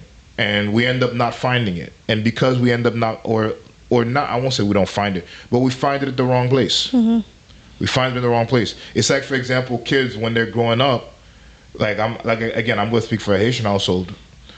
Long time ago, back in Haiti, a kid run away from home. You go to a neighbor's house, the neighbor's going to beat you. Then send you back to your parents' house, and they go beat you.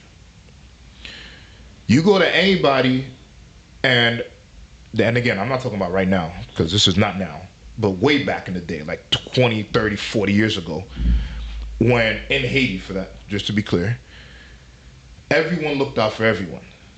This was way back. Like this kind of like when I went to Jamaica the other day, when we went to Jamaica not too long ago, it was kind of like that. Everyone looked out for everyone.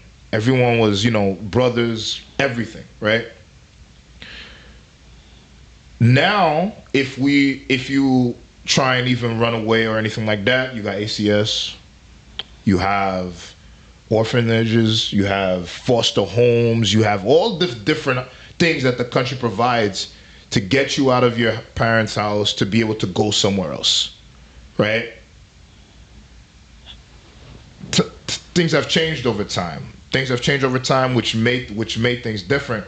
But at the end of the day, will I say it solved the problem? Because nowadays, they tell you this all the time. A lot of parents, they go out and then you go to an orphanage, you get a foster parent, and the foster parent just doing it for the extra paycheck that's coming in. Did it solve an issue?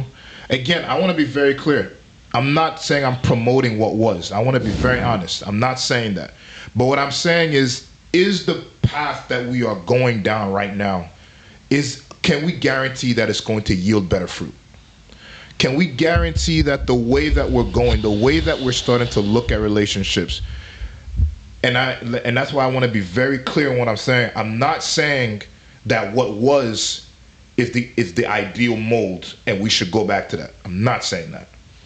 What I am saying is the direction that we're going into, what is our confidence level that the direction that we're heading in now won't lead to similar problems that we see with our prior generation? Can we be confident in ourselves? Like, can my wife and I be confident in ourselves and feel like 30 years down the line, let's say our kids one day have a podcast and they go sit here and do their podcast and they're going to be like, hey, our parents, they had their things and we're going to do our thing. Like, do we have that? Do we truly believe that? Like, do we truly believe that the way we're going right now is the answer?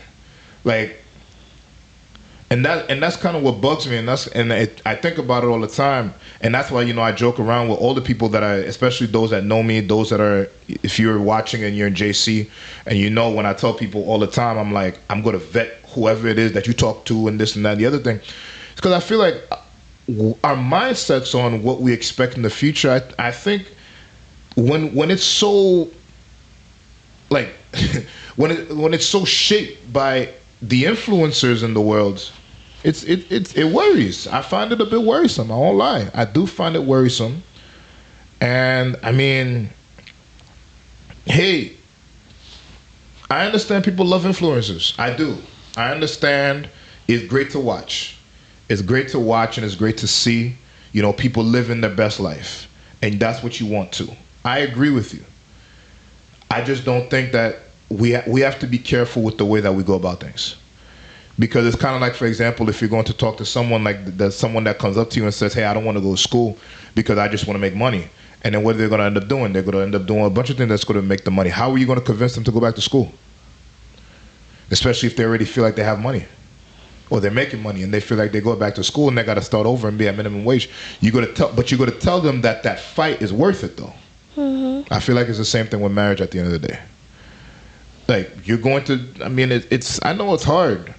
But I do feel like at the end of the day, the influencers of the world, I think we have to be careful. I do think we have to be careful. And like I said, I just wanted to, to share that. And I felt like it was something that was worth talking about with you guys, especially young generation, because a lot of us watch YouTube couples. We can all agree to that.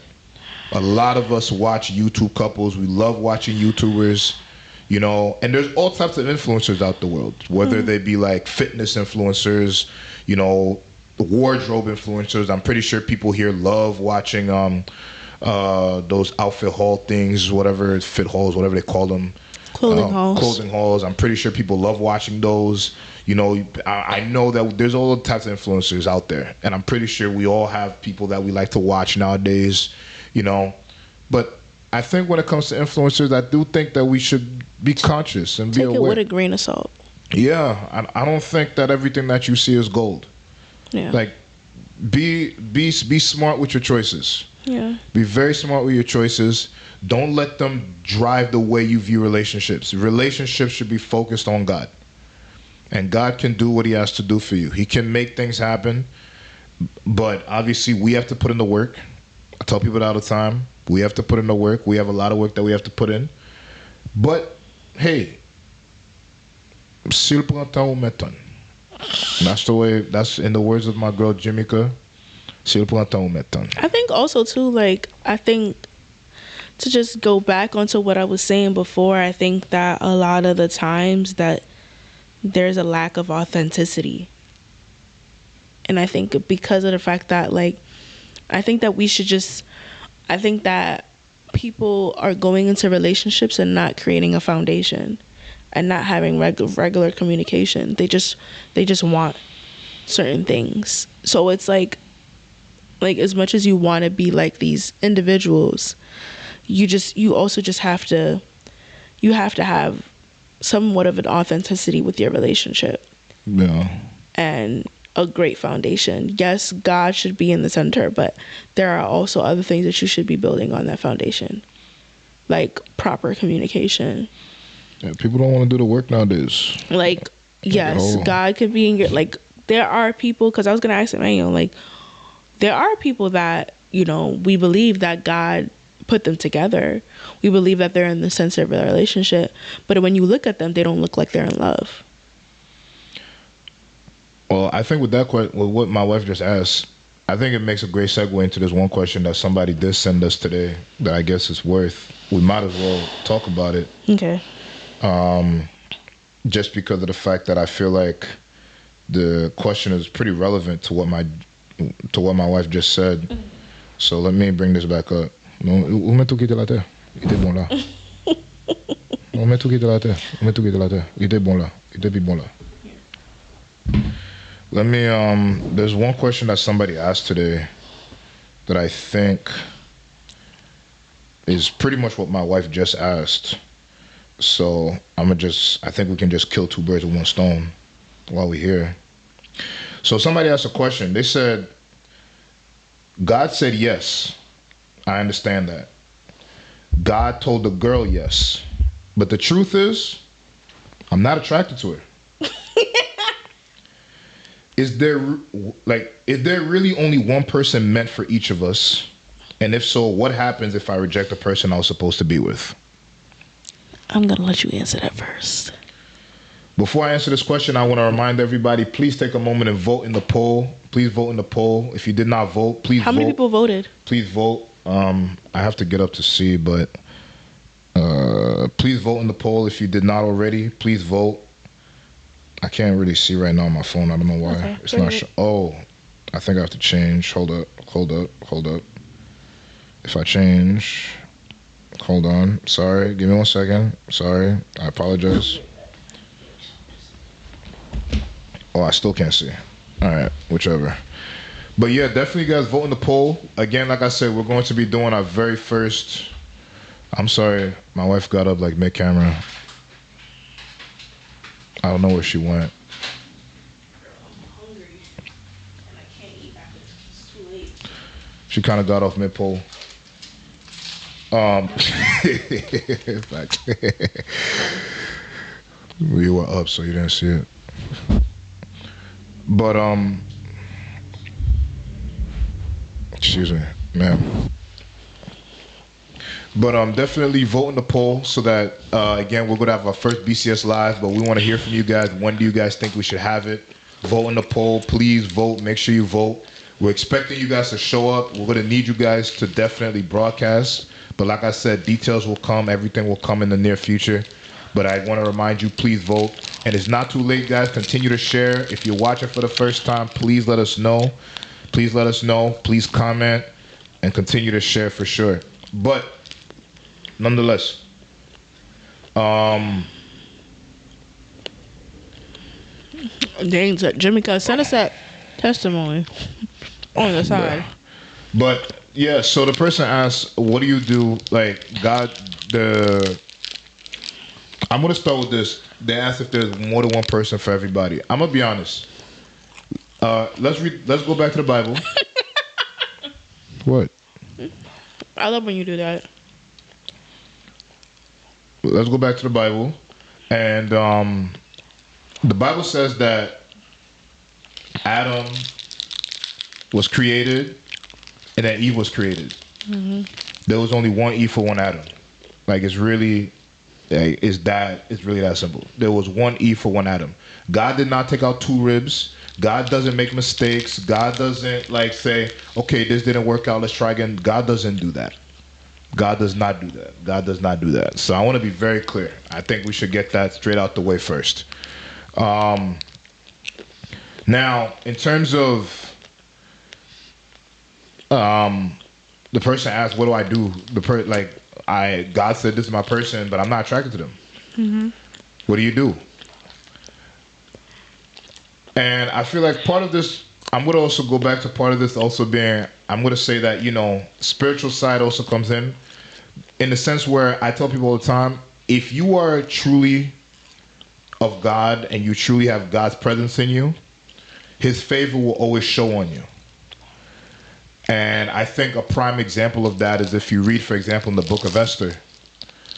Esther was not who the king wanted or envisioned, right? The king wanted someone that was his race, this, that, and the other thing. But Esther came in and just blew the king's socks off. And why? The Bible says that Esther just had so much favor in God's eyes. She had so much favor in God's eyes that when people saw her, they didn't see her. It's like it made the king forget about his type.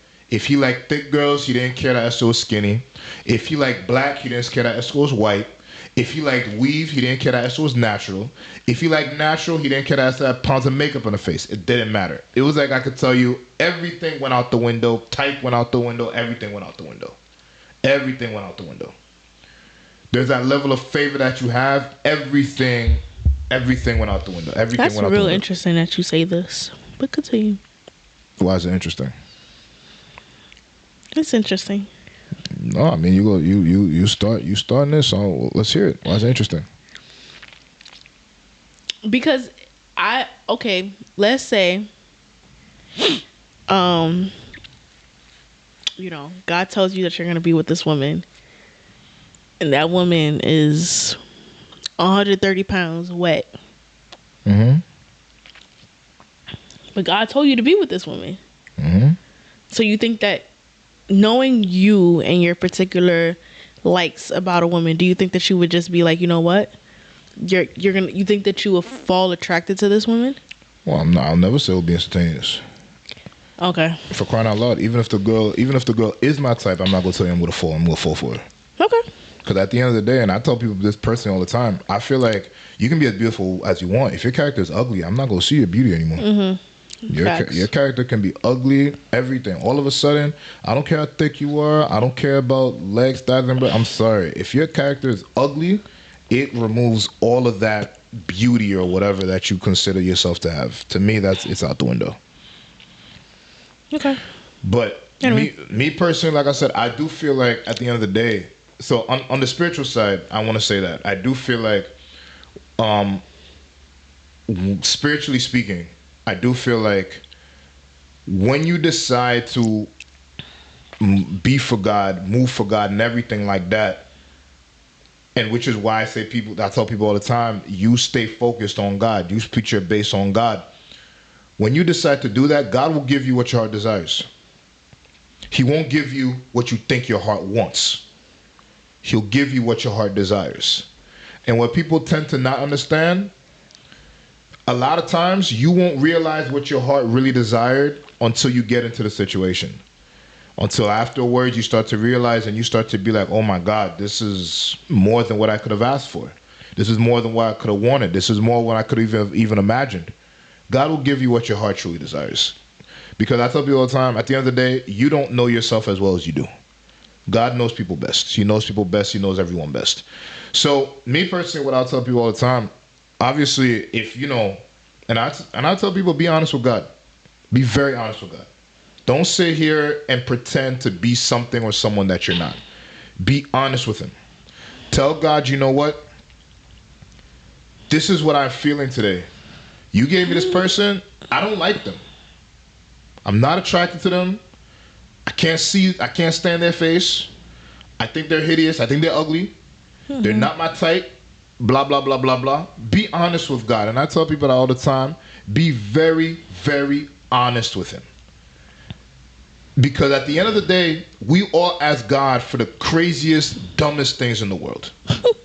Let's be honest, right? We tell God, "Oh God, you know, I really want to buy that thing. If just give me a sign to tell me that car is for me." We ask God for the dumbest things in the world.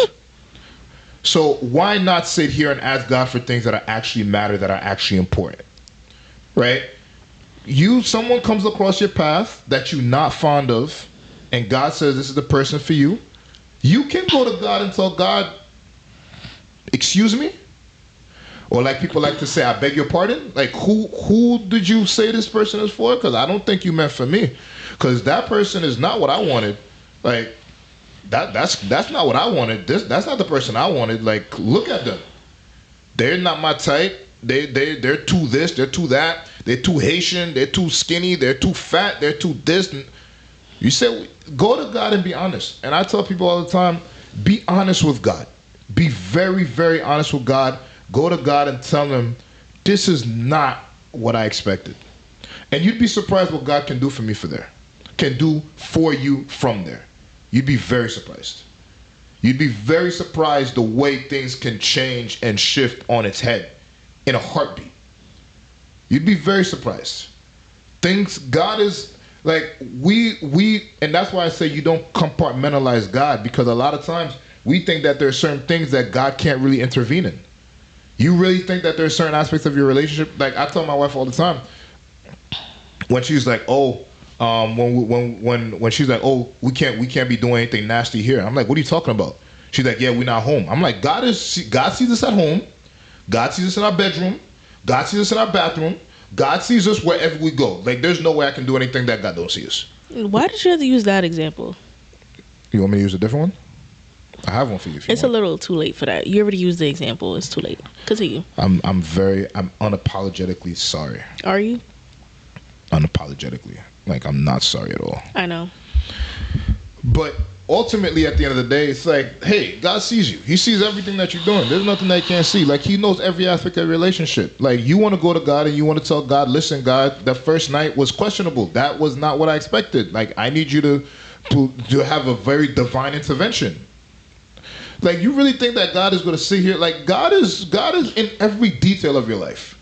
You want to tell God that this is not what I expected. You want to tell God that person came up short physically and literally and figuratively. Then you tell God, "Listen, that person came up short, and I would need something to change. Like, I need a development. I need an overnight development. I need something to change."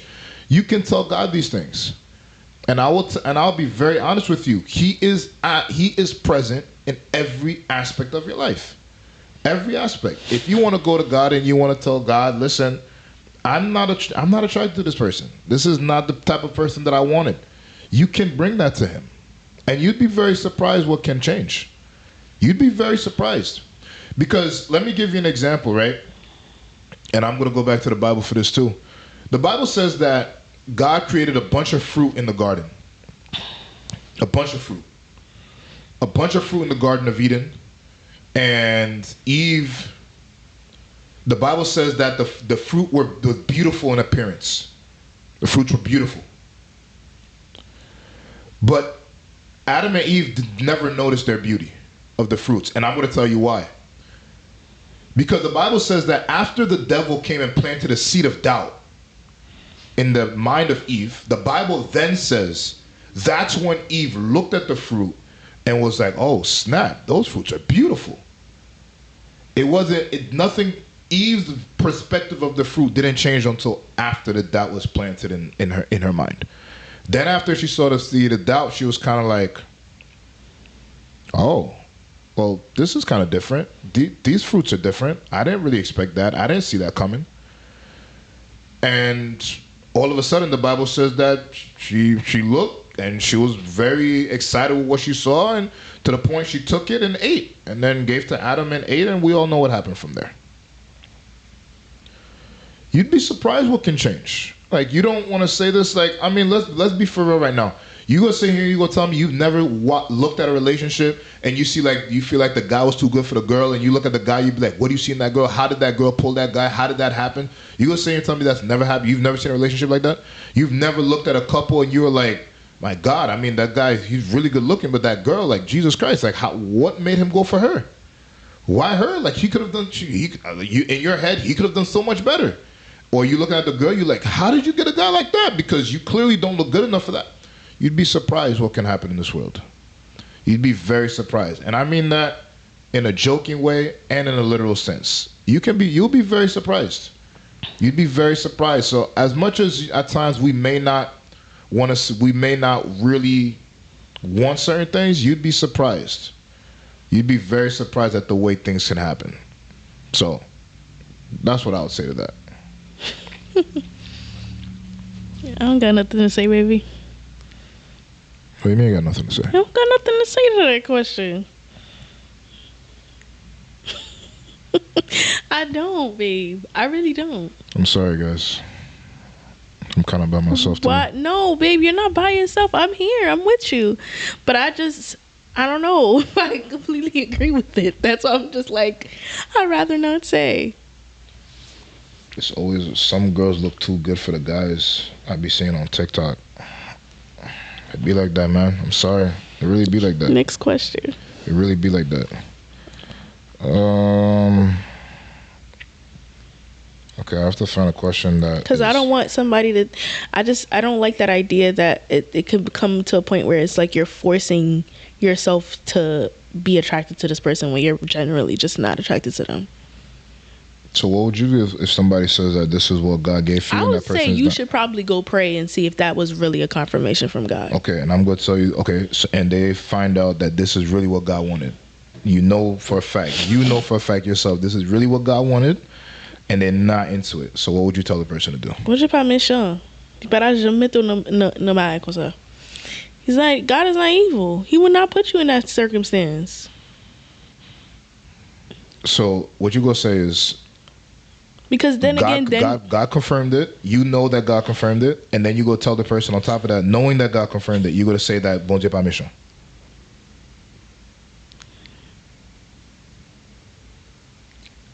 You know, that's why I said I'd rather just not say anything, because I don't know. Well, don't you know? I'm pretty sure that people want to hear what you have to say. I don't know what I would do if God told me to, this is my person and I'm not attracted to them. Would you rather be like Paul? At that point, yes. 100%, 1,000, yes. Like, if this man looks like a Azzy bit, I'm not attracted to him. Like, I don't know, like, and like, it's just, it's going to be hard for me to be like, you know what, God, I don't even want to go to God with that type of prayer. Like, if I'm going to be honest with you, like, I don't. Personally, I'm not gonna be like, God, I know this is the person that you have for me, but I'm not attracted to them.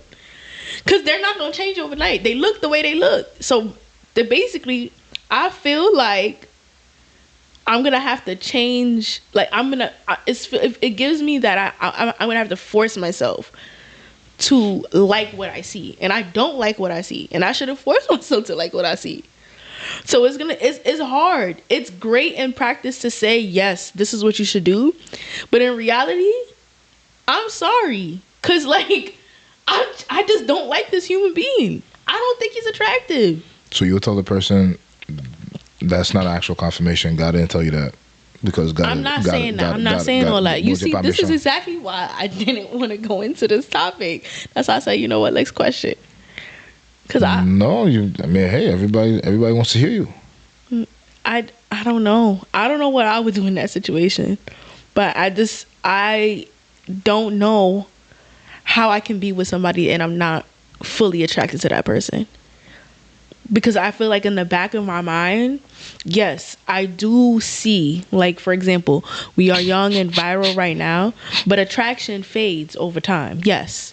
And you really are, like, women, you are most likely to see a beautiful woman with an ugly man because women are more attracted to the words. But, like, I just don't know how practical that is for a man, for God to be like, can you make this woman to be attracted to me?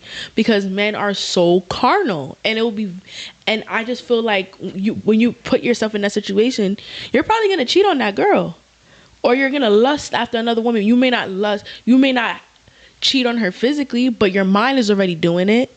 You're probably on that date looking at another woman saying, this one looks beautiful than the girl that I see in front of me. That's why I'm like, I know, like, yes, God can do all things. He can change all ways. He can change the way we see things, but it's just like, it's hard for me to see that. It's hard for me to understand that. I really want to see what you would do if somebody came to you. Thank God I'm not in that position. No, I'm going to send somebody to you in that situation. Next time a woman ever comes to me like that, I would send them to you. Why would you send them to me? Because I would love to see what you tell them. I don't want to answer that question. Then I'm going to see what you're going to do with them, because they're going to be looking at you waiting for you to say something. I'll be like, go right back to your pastor. And I'm going to be like, go right back to my Why do you want me to answer that question so bad? I'll just be interested to see what you're talking about. The real answer I'm going to say is run. Run. That's what I'm going to say. And be single. Yes. Like forever. Yes. Even when you're suffering. Yes. Even when the Bible said it's not good for a man to be alone. Paul was alone. That's great. Paul also said that I know that most people can't be like me. Okay. Could you be like Paul? I can't. You know I can't. I don't know that, actually. Oh. Okay. I mean, shit, I'm learning. Okay. But yeah, it's I'm not saying that what you're saying is impossible, but I think practically, like, it's hard for me to sit there and say, like, yeah, God is going to change. Because it gives me, like, okay, I feel, when you give me that response, I feel stuck. And I don't like feeling stuck. Why are you laughing, baby? Oh, I was laughing at Naya. Yeah, I don't like feeling stuck. And I feel like that feeling of feeling like, oh man, I have to be with this person because this is what God told me to be in, and I know I'm not physically attracted to this person. I don't like this person. I don't like the way they talk. I don't like the way they walk. I don't like nothing about them. And now God is gonna change my mind, and I have to wait and see what's gonna happen. I don't know. I just don't know, babe. I'll be honest with you. I'm just glad I'm not in that situation. Because honestly, I'm gonna be honest with you, I didn't like you, right? I could not stand your guts. I thought you was a very arrogant man. But once we got on that sweet shake table, I'm like, this man is fine. That's not what you said. Like, I don't know why you're lying to the people right now. I'm not lying. Like, I'm dead serious. You're lying through your teeth right now. I'm being serious, babe. You're lying. Okay, tell me the truth. Tell me the truth, since you know. That was not what you said. That was not your That was not your face. That was nothing. Why are you lying to the people? Okay, tell me the truth. Man, I said this man is fine. No, you did not. This man is fine. Did not. I'm not even gonna try and be humble about that. You lying. I be complimenting you every single day, baby. I do. I was like, you smell good. You look good. You are fine. This man is fine. That's my man right there. My man. My man. My man. And let me tell you something. If that instant attraction wasn't there and I had to look at you for the rest of my life, please, Jesus, take me. Because it would just be a hard pill to swallow. Every time we get intimate, I'm gonna be thinking about something else just to make it through. It's just hard. It's just hard.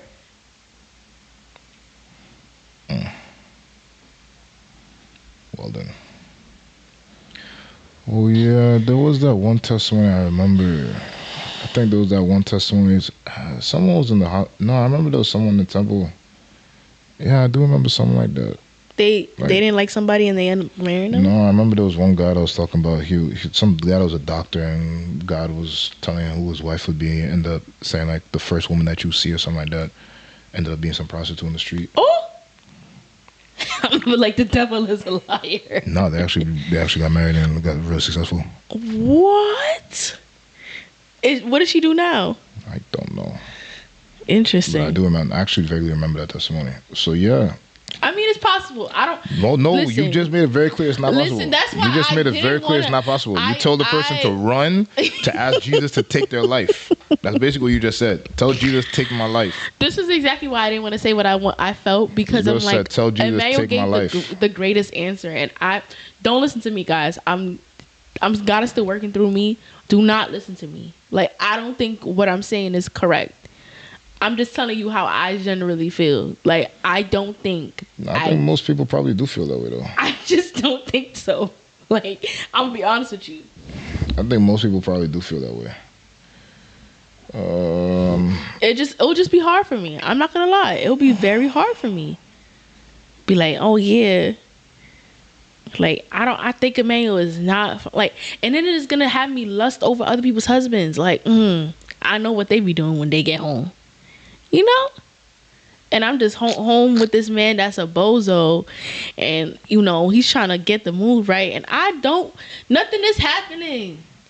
Like, nothing is happening down there.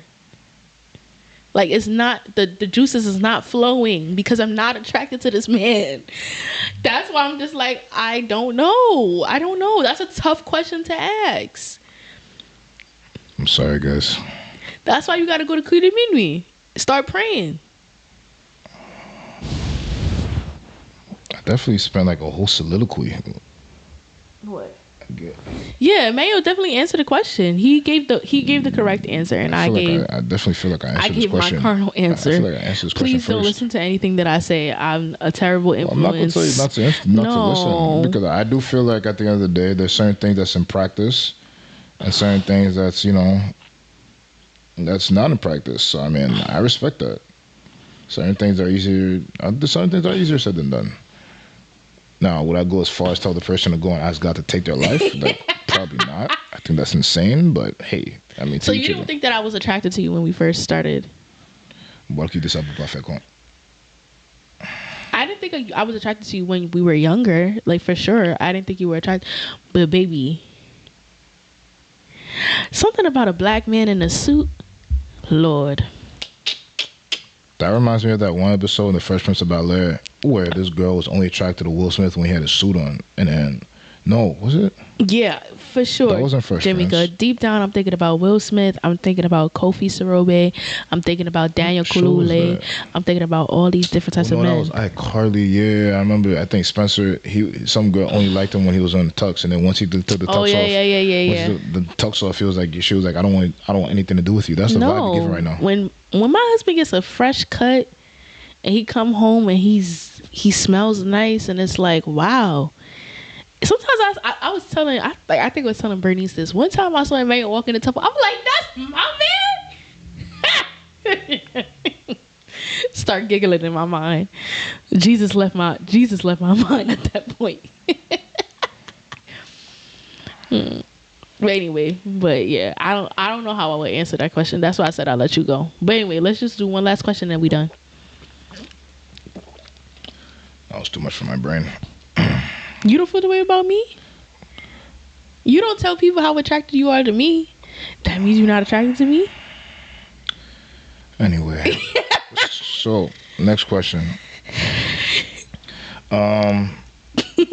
Since it's already 9:30, I'll do one. I think this one should be pretty quick. Okay, yeah, nice and quick. If a guy takes his girl out to eat for her birthday, should the guy be willing to dine and dash?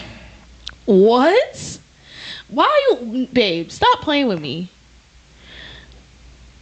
No, but I'm saying, babe, stop playing. Why would that be the last question to ask? I figure it's an easy one. No, I don't like that question. Get another one. Why not? I don't like it. Why not? We have to answer every question that's here anyway. Okay, fine. You answer first then. No, you go ahead since you've been telling me you don't like it every 50 years. You didn't answer the question. Are you attracted to your wife? Yes, are you I'm attracted to your wife? My wife? Like, what are you asking me right now? Can you answer this question, please? Like, what? I'm just being stupid. Okay, answer the question again. Oh my God. Now we gotta finish. All right, can we? I was wondering where beef was at. I'm glad to see you, bro. I said, if a guy takes his girl out to eat for her birthday, should the guy be willing to dine and dash? The answer is no. You should be able to afford to take your girl out on a date. Don't take her to a restaurant that you already know that you can't afford. Listen, that's it. I'll just plain and simple. I was just answering a question. The question was there, so I said, let me just ask you. I didn't like that question. I don't like the fact that we ended off at that question, but it is what it is. I didn't say we have to end off, but I just figured that I knew it wasn't going to lie. I knew that question would be very simple. What's your answer? What you said. Wow, look at you. Listen, one thing about a December baby, there are petty. I just said what you said. How's that petty? Because you're trying to do exactly what I did when they asked the question about how. No, you had me talking for a good minute. Okay. You didn't even want you left me all by myself. I didn't leave you by yourself, baby. But I okay. I didn't want to give the wrong answer, and I don't want to influence people to do the wrong thing. So that's why I'm like, I don't want to say anything because I feel like what you're saying is so godly and spiritual, and I'm gonna say like, but I just don't think this person is cute. Okay, so. Look, I'll end it on this one. This person says, every time I try to be physically close with my wife. Oh my God. Okay. Then No. Do that one. It's fine. Because that's fun. That's jokes and giggles. I'm so confused which one you want me to do. Go ahead, baby. Do it. You keep telling me not to do this, not to do that. So all right, just do it, baby. Come on. We gotta finish. Every time I try to be physically close with my wife, she says she has a headache. This time I brought her Tylenol and a glass of water. She just looked at me and asked me to grab something from the living room. I said, of course, right after you take the Tylenol. She kept staring at me and I gently told her, I don't think you actually have a headache. Then she started crying and said her stomach hurts. Now I'm stuck wondering what's really going on. What do I do? What do we do? This is what happens when you marry a man that Jesus said was yours, but you're not physically attracted to. This is what I'm talking about. You have Tylenol? You get Tylenol and they say they got a stomach ache. Next thing they gonna say they're on their period. Next thing they gonna go, they tired, they body hurt, they pregnant. Tylenol, they got you Tylenol. That's very gentleman-like. They got you Tylenol. So what do you do? What do you tell them to do now? Babe, I answered the last question. You answered this one. No, you didn't. It was barely a question. No. You gave a one-word answer. You said no. That's basically what you said. No, I gave a response. No. You basically said no. It's okay. You can answer this one. I'll go after you. What was the question again? What would they do if what should they do? I think you need to have a deeper conversation. Oh, so now it's a deeper conversation? I think because you're already married at this point. So you're not going to tell them to run? The part of choosing is over. Like, you're already in this thing, so you better work it out. So you're not going to tell them to run? That's interesting. No, I would not tell them to run. Because you're already in this thing, so you got to work it out. But when you're married... I will say something, but I'm going to chill. No, say it, baby. No, unchill. No, Bucky, this up. Please. There's argument, according to Ganache. Okay, can you just tell me what you was going to say? Please, baby. It's going to make me sad. Apa mo diba mun sa'yo? Okay. She gave a problem, he gave a solution. Leave her is crazy. Honestly, I don't know if I'm gonna leave her. I would have a conversation with her. Like, I would really talk to her about, because people don't want to talk about this, but just like the women, like once they get married, they feel like they're just like the women when they get married, they feel like, you know, they don't have to be attractive for their wife, for their husband anymore. Like, I strongly disagree with that. Throw away the muumuus. Make sure you got something on sexy in the house. Show that booty, girl. Show them, you know, do the thing. All right? But what if they don't have anything? What if they're like... Babe, they have booty. Everybody got booty. Everybody got to use the bathroom, right? I'm just asking, what if they don't have anything? Like, they husband thinks so mind your business. What if they're like they never mind. Anyway, so yeah, like but I also think that you guys need to also have an upkeep in terms of making sure you guys work out, eating healthy, don't drink too much juice, drink water, because we smell it down there if you don't drink enough water. So she might be like, you know, I don't want to get into it because down there stink. There's multiple things that could be a possibility. Why are you shaking your head? Oh, I'm listening. I'm sorry. Or she could be like, she could just be like, oh, I don't find you attractive anymore because, like, the person I married, he was so slim and all this stuff, and he was good looking, and now he's just like this fat man that just sits on the couch every time I come home from work. There's no way Farrah just said where down there. Like, what? Oh my God, Farrah. His balls smell. Okay, Farrah. What the heck?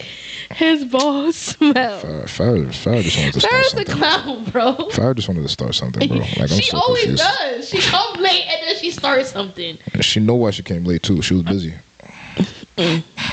Busy with Shaky? Bro, she got like 10 kids. Like, what do you expect? Facts. I got like 10 kids. Another one on the way. Like, what? Anyway,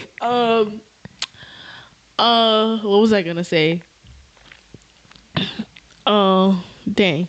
Yeah, like, it's like he smells, you're not attracted to him anymore. Like, there's so many things that could play a factor. Cooking for my husband. Yeah. I bet you are. We know she was cooking. She not cooking with the regular clothes on. All right? That's how she kept that man. Anyway.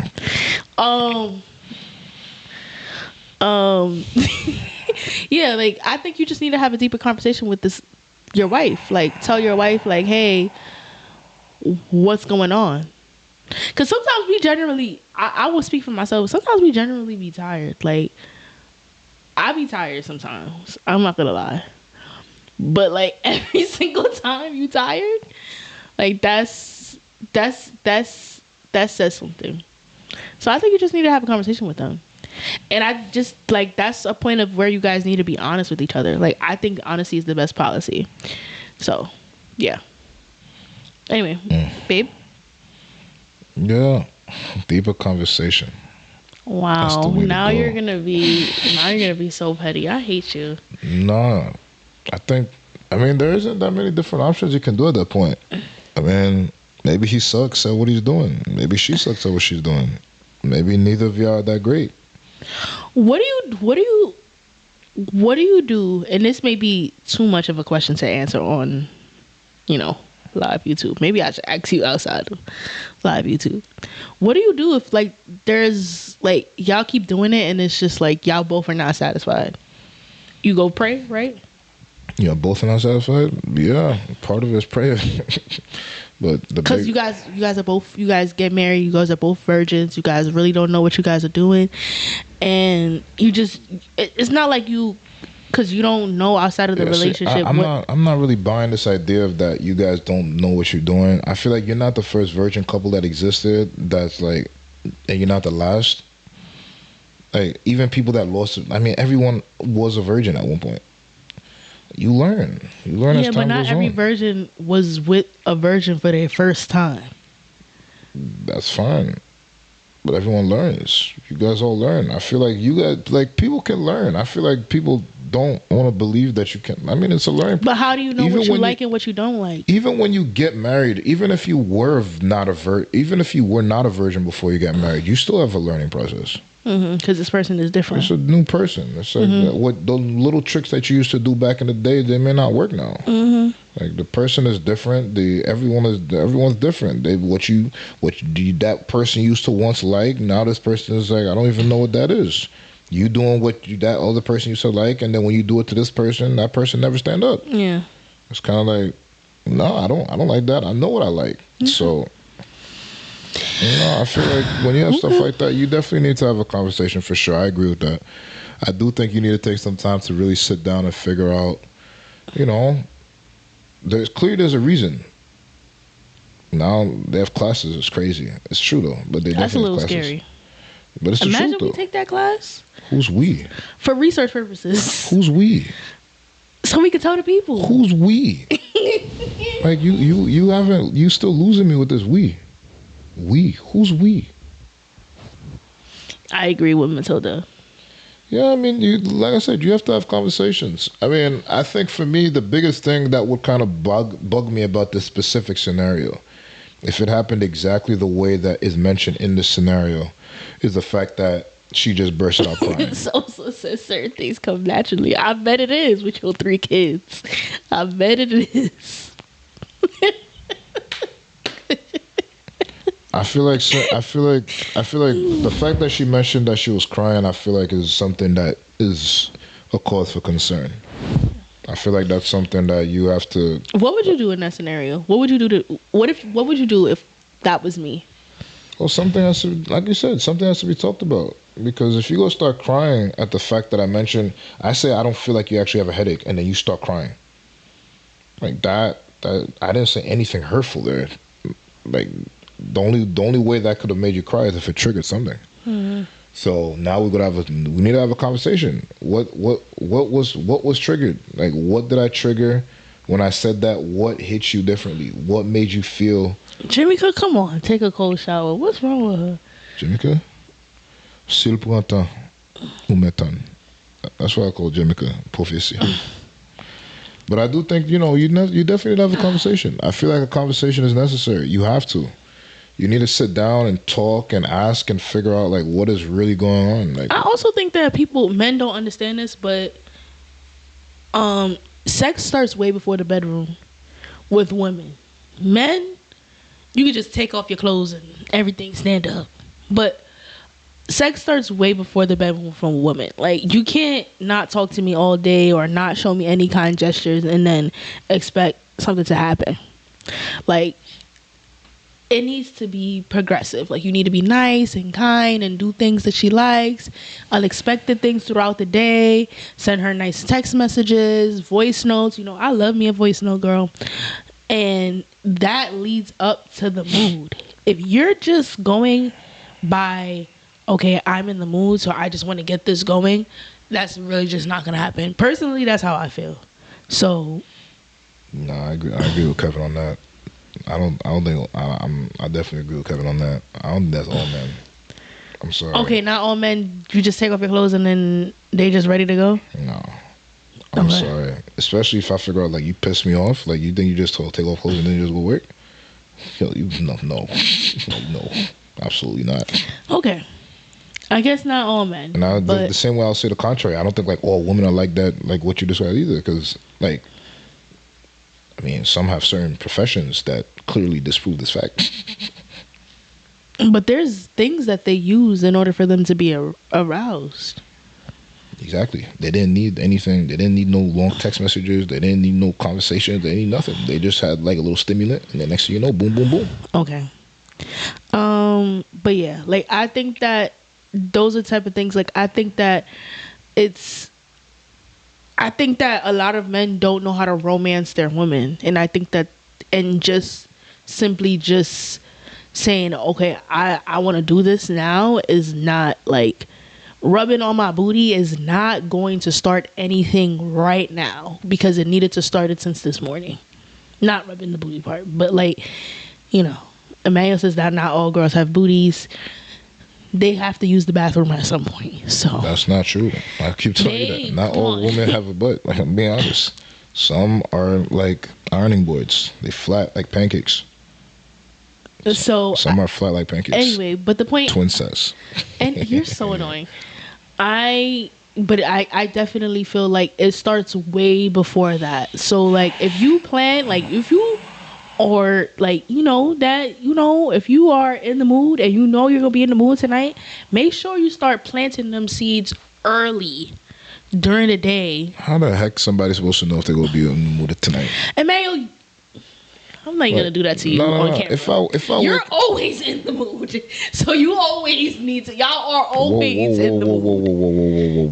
Whoa. That is not true. That's not true. You know that's not true. Nah. We can't say that. Don't say that. Except during 21 days. No, not just during 21 days. Like, there's a lot of times you know very well I'm gonna be like. Thank you, Pharaoh. I'm just not vocal about it. You know that. I'm just saying majority of the time there are some women out there that have a more of a sexual appetite than men, but yes, for sure foreplay needs to start outside of the bedroom. Like, it definitely does. It can't just be, okay, I'm ready, massage her back, give her a nice massage, get some massage oils, light some candles, romance her, take her on a nice date.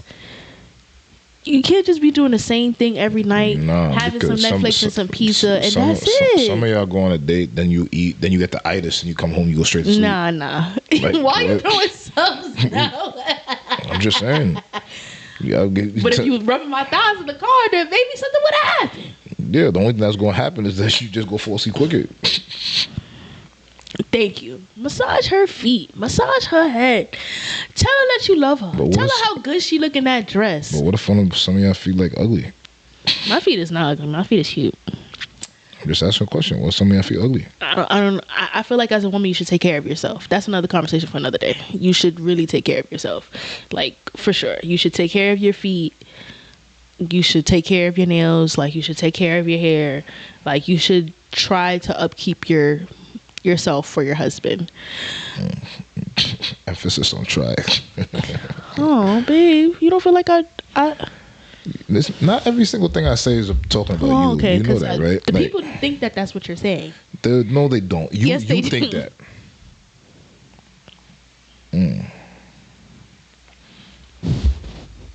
Yeah, suck the toes. I don't know if I completely like sucking the toes, only because of the fact that, like... All right, this is starting.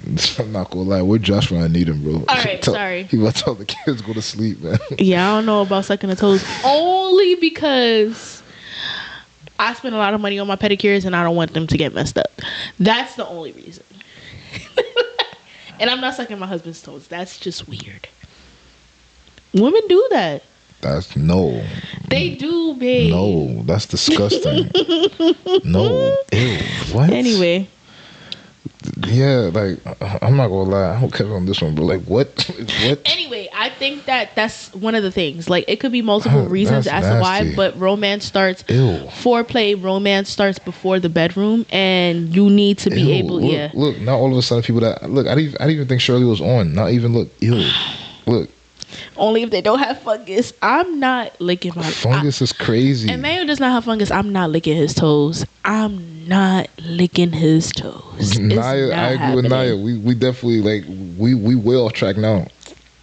We way off track.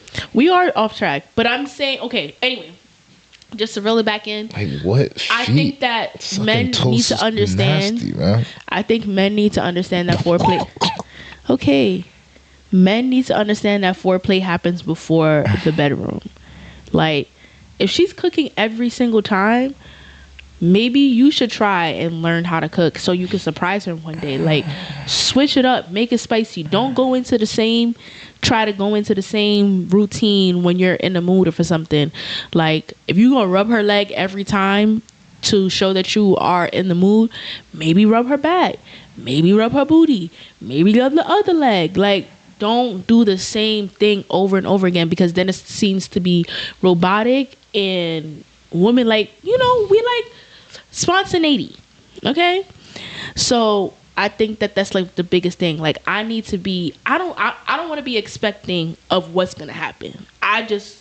I want to be, that's why I like bigger men, because I want to be thrown to the side and to the left and to the right and all that stuff. What is going on? I'm explaining to them. What is going on? The people want to know, babe. This girl says she want to be tossed all. What is going on? Yeah, bring her flowers. No. Not the flowers from the supermarket, though. What is going on? Yeah. Like, this girl says she wants someone bigger than her so she can get tossed around. I said, wow. So, anyway, I want to really going on? But anyway, so, like, for example, I'm not gonna bring this up, but I know certain people that like men that have hard hands, and I particularly don't like hard hands because I wonder who that is. I'm not gonna say the person's name because I'm gonna respect their privacy. But I particularly don't like men with hard hands, only because of the fact that if you're gonna be rubbing on my body with that hard hand, like, it's just gonna feel like paper sand on my body. But yes, I think you're supposed to be doing foreplay before. Like, baby, let me take off your shoes. I know you've been working hard. Like, I'm gonna run you a bath when you get home.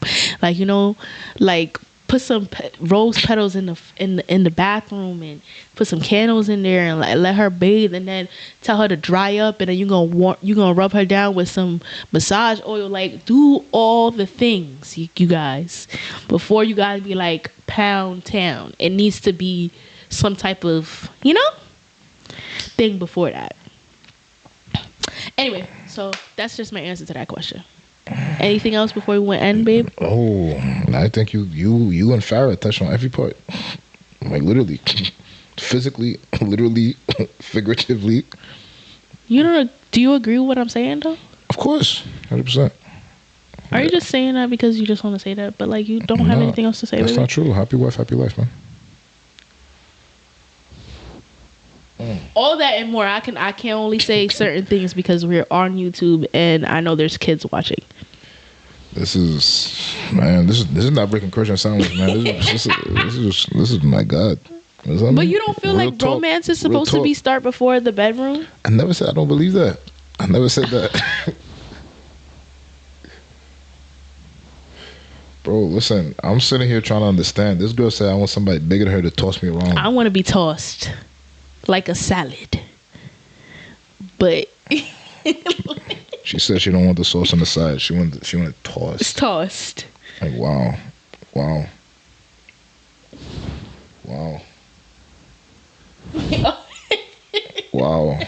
Sorry, Susie. I said, wow. See, even, like, you know it's bad. Not even Rainia's coming out. And Rainia wasn't here the whole time. Like, that's bad. Look, right. Susie's commenting too. Okay. Susie was a ghost the whole time. I don't know what she was doing. Yeah. Yeah, my mom is way worse than me, so let's just... I'm keeping it PG for y'all. Oh, man. Because it's supposed to be an enjoyable experience. And it's like, you know? And, you know... I'm so confused. Babe, you don't feel the way that I'm feeling? How you feeling? That I want to be.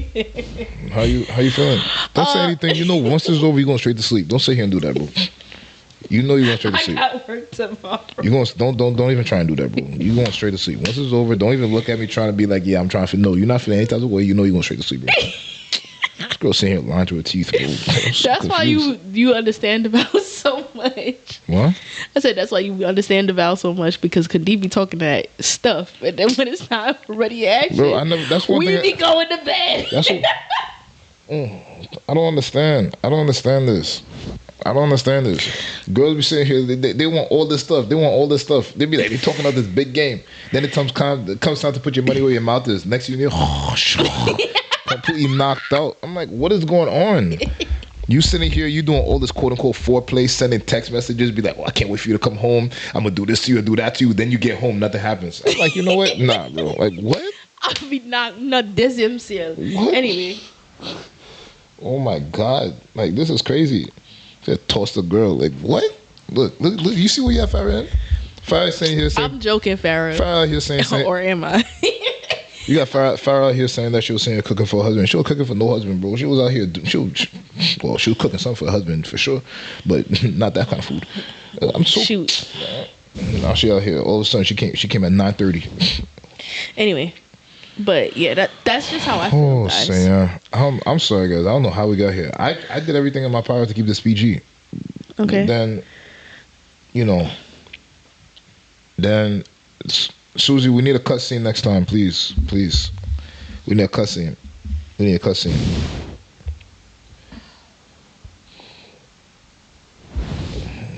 No, Sarah's only saying that because she just finished. Lady just took a shower. Lady just finished. Listen, I'm telling you, bro, she got like 12 kids. She do. No, I respect Kevin, bro. I respect him 100%, bro.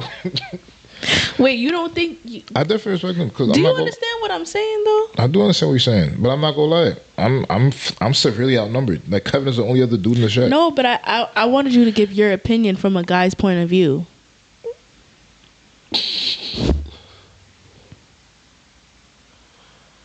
What about you? No.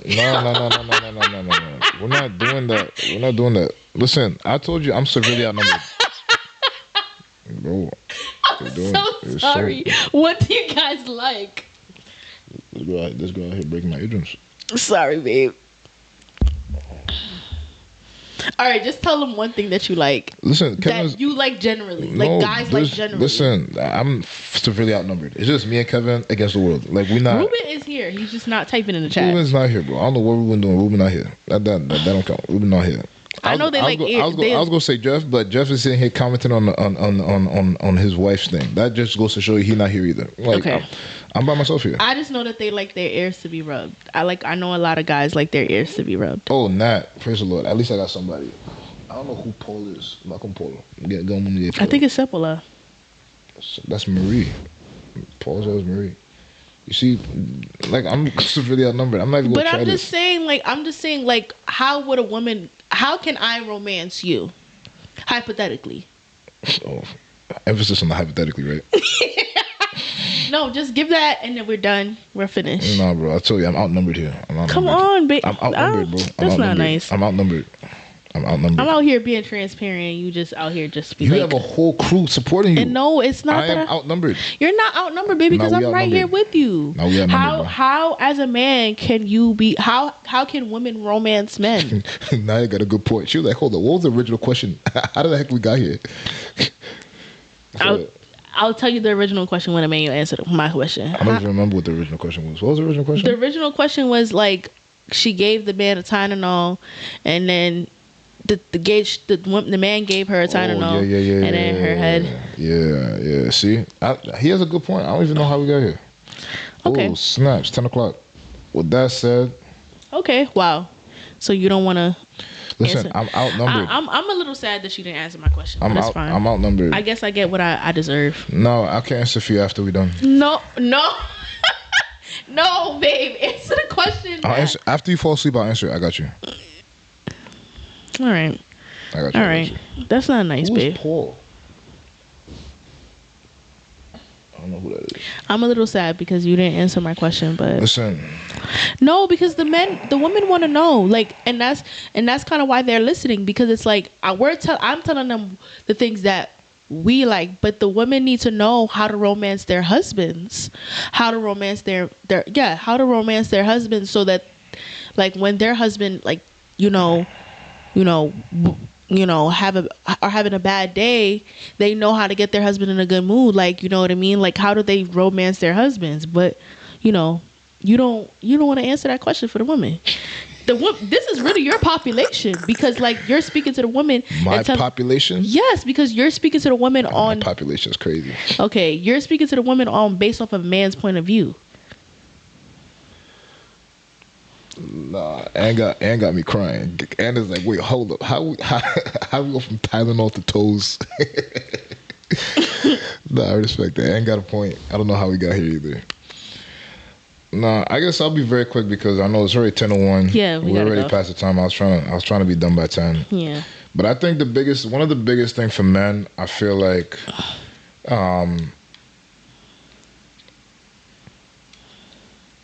I feel like men are very. I do feel like to a point men are a bit misunderstood. I feel like because of the fact that the idea goes around that men are so carnal, they're so visual.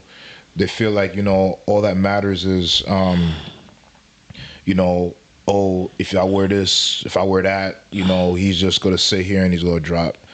I feel like at the end of the day, Y'all not too crazy about the lingerie no more. I mean, I'm not gonna speak for every man, but me personally, I'm like lingerie doesn't do much for me. But nonetheless, I do feel like ultimately, I feel like one thing that, and like I said, I do feel like that is something that's underestimated with men. I feel like, especially in the Haitian community, especially like people just tell you just give a man a plate of food and he's all right. I feel like that's such a huge misconception. Like I really think it is. I feel like the biggest thing that people have to understand about men when it comes, especially if you want to make your man feel good, at the end of the day, make him actually feel like the world does not live on a double standard. I feel like men, we're sitting here having to, like, there is a double standard. Like, for example, a man has to be a man. We have to be so manly. We're not allowed to show emotions. We're not allowed to do this. We're not allowed to do that. Give a man a safe space. You'd be very surprised what can happen after that. Let a man feel like he can actually be himself around you. You'd be very surprised what can happen. And that's how you romance a man. I feel like you don't understand how far that goes. Like, I don't feel like women really understand at times how far that goes. I don't feel like, because I feel like I said, there's that conception that everything is just about, because yes, I'm not gonna lie. Yes, we like what we see. We like what we see. But that's why at the same time, men are very good at, we know what we can marry. We know what we just, with a one night stand. We know the ones that this is a one night stand. I'm just sitting here. We just go to do this bing, bing, bing, and that's it. And I feel like, and there's some women we know. She's a good time. She's a long time. We know the difference. This is a good time. This is a long time. How do you create a safe space for a man? How do you create a safe space for a man? I don't know if anybody heard me. I mean, at the end of the day, we go out into society. We have to be this, like, well. After 2 years, she finally invited him to EPDH. No comment. But hold up, EPDH was only open for 2 months. Anyway, so I do feel like when it comes to a man, at the end of the day, there's certain things. It's just kind of like it's a little detailed at the end of the day. I'm not saying that you gotta sit here. You gotta be the type that's gonna cook 7 days a week. You gotta do all that kind of stuff. No, but for something like, for example, a man comes home. How's your day? What was going on? Like, I feel like, I'm not gonna lie, I won't talk to the point we don't have a chance to talk. We have to go and we have to sit and internalize our feelings, internalize our emotions, get everything like that. The little details. Like, for example, one thing I know I do for my wife all the time, and I tell her this all the time. I'm like, anytime you cook, I'm gonna make sure I always sit here and say thank you, no matter what. Because at the end of the day, you didn't have to do that. You didn't have to make me food. But there are certain things that a man has to do around the house. It's like, listen, there's no reason that you can't, don't make a man feel like you, like, what he has to do is an obligation. You know what I'm saying? Yes, we understand that we have to take care of the house. We have to take care of this. We have to take care of that. We have to take care of this. We have to take care of that. But there's no, like, you can't say thank you. Like, thank you's impossible. Like, those 2 words can't come out your mouth. Like, you can't sit here and say, I appreciate you. I appreciate the, this and that, the other thing. I don't feel like women really believe that men care about those kind of things. And we definitely do. Like I said, society makes it feel like all we care about is just breast and legs and that's it. KFC. Like, that's what society makes us feel. But that's not Like that's not the whole thing. Like you'd be very surprised. Like when you go home and you really make them. I remember there was someone that for those that live in Brooklyn, there's that restaurant called Cows, not Carl's, Cows, right? Cows on Church. And I remember I didn't know much about this place. The reason I found out about it was because somebody came up to me and they were telling me a little bit of history about cows. Oh, and really? They were telling me, they were like, the reason why cows make so much money, even though their food is not great, the reason why they have so much they make so much money is just because of the fact that the women that work there, when the men come in, they make the men feel like kings to the point that the men just don't want to go home. They sit here and they make the men feel like how they will not just serve you food, they get in a conversation. They'll start talking to you, just asking you how's everything, how's life, how do you feel, why do you look stressed, why do you look this, why do you look that, why do you look like this. Society makes men feel like we can't have emotions. You as a woman make a man feel like your emotions don't make you any less manly. That's all it is. Don't make a man feel like because of who they are, because of the fact that they have emotions, don't make them feel like because you have emotions, you're no longer a man. Don't make them feel like that. Because once you feel like that, and I tell people, and I say that all the time, I'm never going to condone cheating. Don't get me wrong. I'm never going to condone that. But with a man, at the end of the day, once a man starts to feel like they can confide in somebody else, man, you're better off if you cheated. You're better off if you just sat here and put his thing wherever. You were better off. Like you're much better off. As a man, there's nothing wrong. Like it's okay. Like, and I feel like, and I remember, funny enough, I remember DeVale. DeVale definitely said that. He was like, as men, we are raised to grow up to be providers, to care for a woman, to know how to treat a household. Men are raised that way. Women nowadays are raised to be independent women. To know how to do things for yourself, to know how to get yours, to make sure that you're never dependent on anybody. I have no problem with that. That's how you're raised. That's great. So when are you going to learn how to cater to a man? Like if we just go sit here and say, and like I said, I have no problem with that. Women are raised to be able to learn how to be independent, do things for yourself, get things for yourself, and everything like that, which I'm fine with. Men have to be raised to be able to know how to take care of a house. Good men, that is. We have to be able to raise to know how to take care of a house. Like my dad would drill me on certain things to this day that just don't leave my brain. He's like, you have to know how to do this. You have to know how to do this. You have to know how to do that. The house is yours. You have to do this. It's not the woman's job. That's your job. You have to be able to take care of this. You have to be able to take care of that. You have to be able to hold down the fort. We were taught how to make sure that, you know what, this is how you make sure you know how to take care of your woman. Take care of her. Take care of her. Take care of her. But when it comes to, I mean, if we're going to sit here and say, like I said, I don't mind y'all, because I mean, hey, if I have a daughter tomorrow, I'm not going to sit here and say I want her to grow up with the mentality that I want you to be dependent on a man. That's crazy. Yeah. But at the same time, so y'all know, we don't have to learn how to cater to anybody. There's nothing wrong with sitting there and asking simple stuff. You'd be surprised where that goes. Because when you do stuff like that, it just makes the man just that much softer. He becomes that much softer. The edges are starting to chip away. He gets a lot softer. And next thing you know, that's when all of a sudden that little tight dress all of a sudden starts to make him stand up. Because at the end of the day, when he's able to go out to a club and have no strings attached, why does everything work? Because at the end of the day, when he goes out there, a lot of times it's just a stress reliever because he's not getting anything good at home. He's at home, he's like, listen, my wife drives me crazy. I just want to be free. I just want to have like time. And then the woman comes and they allow you that time to just to relieve of stress. Yeah. Like as men, we have so much that we have to do. We have so much responsibilities. We have so much that we need. I think, you know, people want to call a man a dog. Okay, call us a dog. Look at the way a dog acts. When you feed it, it goes somewhere else. I'm being honest. Like a dog is loyal, is it not? Yeah. Like a lot of women out here, you want to get pit bulls because you're tired of guys hitting you on the street. Well, the pit bull will protect you, right? We're not, like, I understand the conception that we are very visual. I'm not going to deny that. I'll never deny that. We're very visual. But there's more to a man than that. Like, when you get past that, there's more to a man than that. There's way more to a man than just the visual, the visual, the visual. If all I cared about the visual, trust me, I would not get married. Because at the end of the day, the visual is not for my marriage. Man, the visual, I just walk out. Listen, all they got to do, all they got to be is summertime, and you just sit on the porch. Promise you, you're gonna get all the visual satisfied. Don't even go right now on Flatbush Avenue. Go to Canarsie, just sit outside, 95 degrees. I promise you, all your visuals will be satisfied. Like, or go on Google. Like, what?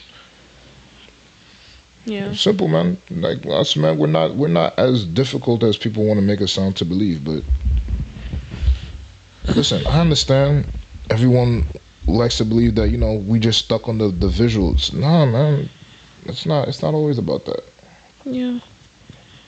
It's not always about that. At the end of the day, it doesn't, like, there's nothing wrong with just making sure that, you like you said, as a woman, you want a man to make you feel valued. You want a man to make you feel like he sees you. Men are not that much different. Like, we understand the fact that when things go wrong, we have to be there. We understand that society looks at us and says, the same way, for example, like when a society comes to a house, right, and they see a couple, when it comes to certain things, they're going to go straight to the woman and be like, why didn't the woman do this? Why didn't the woman do that? And there goes to be certain things too, when it comes to a couple, they're going to go straight to the man. You're slacking. Like, you're not doing your job. Right. Something is wrong. That's the way society, we don't want to go home and feel like that's the same thing. That's annoying. That's very annoying. We don't need that. We don't need that. We don't need that. We don't want that. Like, we don't want that. We have a lot. Like, we have a lot. Like, even myself, speaking for myself, I'm not going to speak for other people. Like, when I look at the things that I have to do on a daily basis, I'm still surprised I'm able to function. Like, I'm running on 2 hours of sleep right now. I'm exhausted. I want to sleep at like 4 in the morning. I'm sorry, baby. I'm tired. I want to go to sleep. Yeah. So, and it's not my fault. Like, little Thunder will get fidel that's trapped on all these places. You got to make sure they get home safe. I'm not gonna lie though, but I'm tired.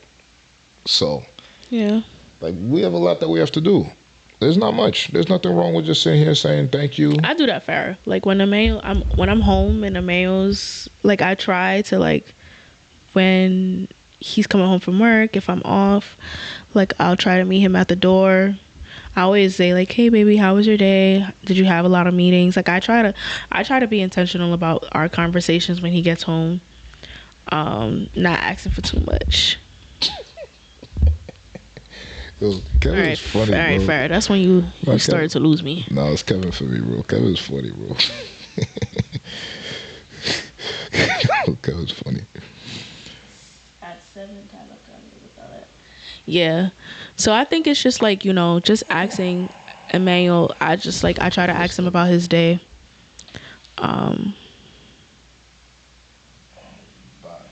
Nah, see, that's another thing I don't like. I'm not gonna lie. I'm not trying to put anybody on blast, but this girl said, I think it was Maria, idea of saying thank you was buying gifts. I don't, no. I'm like that. No.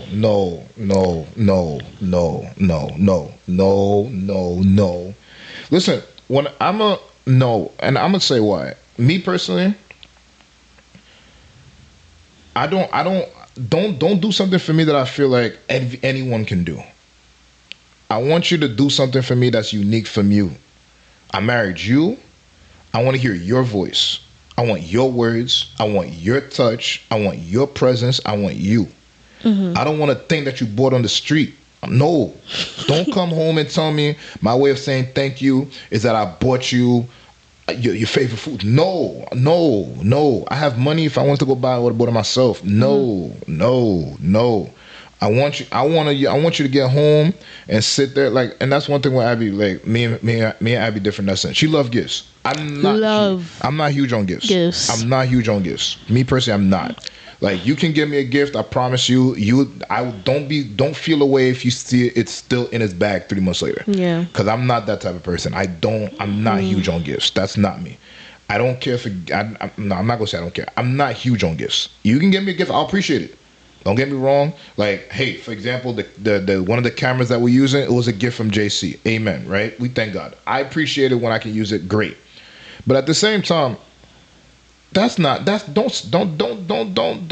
let that be the way you say thank you. No, I at one point I'm gonna leave. I'm gonna be really honest with you. If that's the way you say thank you, you're gonna get on my nerves, and I'm gonna leave. No, I don't want a gift to be the way you say thank you. No, no, do what only you can do. Whether that like the words thank you, because I feel like sometimes the way you say thank you to someone, it means a lot. It just shows that you see. You see it. Like you realize the effort and the tears and everything that come in it. Like for example, and I'm not trying to put anyone on blast, but like when I tell people, for example, when I talk to people about the podcast, and I say why it makes me joyful to do it, because I know what I put in to make this pop to like have this podcast here. Like bro, like it when someone comes and they're like they really enjoy the scenery or they enjoy the new setting of the podcast. It makes you feel good. Like I don't need a gift to make me feel good. I don't like I'm not asking any of you guys, hey, give me a gift because of the fact that we put the pot. No. But the fact when you guys join and you guys interact and all that kind of stuff, that means a lot. Even if you guys show up at 9:30 and start asking a bunch of questions, no pun intended, Farrah, but even if that, no, I mean, I enjoy that. It's good. I like it, but ultimately, listen, I don't, that's not me. I'm not that type of person. I feel like, if you just want to randomly just surprise and get me something, fine, great. But that's not really, no. I want you to sit here and when you see I do something for you, what's wrong? Just come give me a nice little hug. Just come give me a nice little hug. Give me some love. Tell me you see me, you appreciate me. I'm not even asking you for sex at that point. Like, no. Give me a nice hug. Feel me? I just want to feel your warm embrace. Like what? Give me a nice hug. Don't let it be the same as all the other hugs that people get in church. No, give me a nice wifely hug. You know what I'm saying? Make sure your hands go all over my body and everything while you hugging me and everything. Okay, and I feel good. It's 10:17. Oh, I'm sorry. I apologize. You was getting a little too PG, babe. I know you're not talking about toes. You guys, you and Fab sitting here going back and forth talking about sucking toes. Like what? I wasn't talking about sucking toes. I said that I don't particularly care for my toes to be sucked, and I don't want to suck my man's toes. But yeah, babe keep it PG, sir. Like you hugging and all that stuff. Like how Amanda wanted to say that, but she wasn't saying that when they're talking about sucking toes, right? Thanks, Amanda. I knew I could count on you to support me. That's crazy. You think somebody's on your side? That's crazy. I love you, baby. But yeah. So yeah, I mean, I think I understand what you're saying. Creating a safe space and being appreciative of your husband. Okay, that's romanticizing your husband. Is that gonna get him in the mood? If we do all those things, try it and see. Do it for research purposes. So you say you don't think I tried? That's not. I'm saying you asking. Shoot me. You kill asking, me now. You asking. So I gotta do better. You asking. So I said, try and see. And then let the people know. Let the people know. I'm not gonna let the people know. I will never let the people know.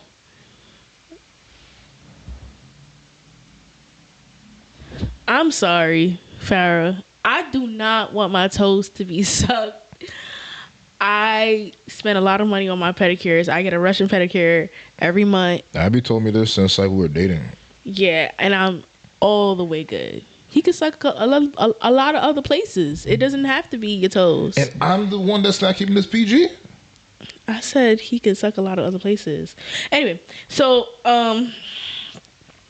it's about to be 10:20. I got work in the morning. Your girl got to wake up at 4:55 in the morning. So I got to wake up. I got to get to work tomorrow. I'm tired, man. Yeah, my body is killing me. I'm very tired. I'm running on 2 hours of sleep. I'm tired. Nonetheless, I do have a gel pedicure, but for some reason, I feel like every time Emmanuel would suck my toes, I would have to get my... Don't say every time. I haven't done it in a long time. You made me feel very guilty about it. You were like, don't do it. I was like, I got you. I'll never happen again. Thing hasn't happened in years. Girl saying every time. No, when you used to do it, it would like my gel pedicure. Like I don't know. But anyway. See, now look at Jemica. Jemica's scarred for life. Yeah, like let me tell you something. Where's Athara? You remember Athara saying that how she always said that she wanted she always saying that she liked feet. I don't like feet like that. So Athara always said she liked feet. She said she was okay with sucking toes herself. I was like, that is it did mess it up, crazy. Farrah, and that's why I don't want my toes to be sucked. I'll never forget Athara said she definitely likes sucking toes herself. But hey, she's not here. Why would you say that about Athara? She's not here. She really doesn't know. Okay. But yeah. I also think you should give your man a good massage too. I be giving a man some nice massages. Right, babe? Yes, babe. Absolutely perfect. And maybe be going to sleep after the massages. He be tired. I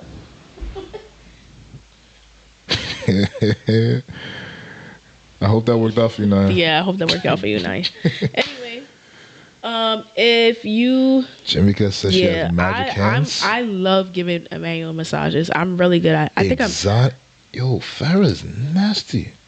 I'm really good at massages. Babe. Now I see why Farrah got 10 kids. Facts. Yo, She's doing some crazy stuff. Farrah got 10 kids. Poor Shaky. You can't give Shaky a break. No, not at all. You could tell that from when we're on the boat. Even when Shaky wanted to go to bed, Farrah was like, no, we're going to jacuzzi right now. I think it was like 11:30 at night. Facts. I was playing no games. Farrah don't give that man a break. Not at all, bro.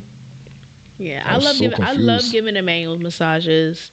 Especially, I know if he had a long day, like I like to give Jeff him. love massage too. And I don't know if people notice, but like giving some nice massage oils, like some nice oils that make it smell really well. No, she doesn't actually have 10 kids. I'm joking. She has 8.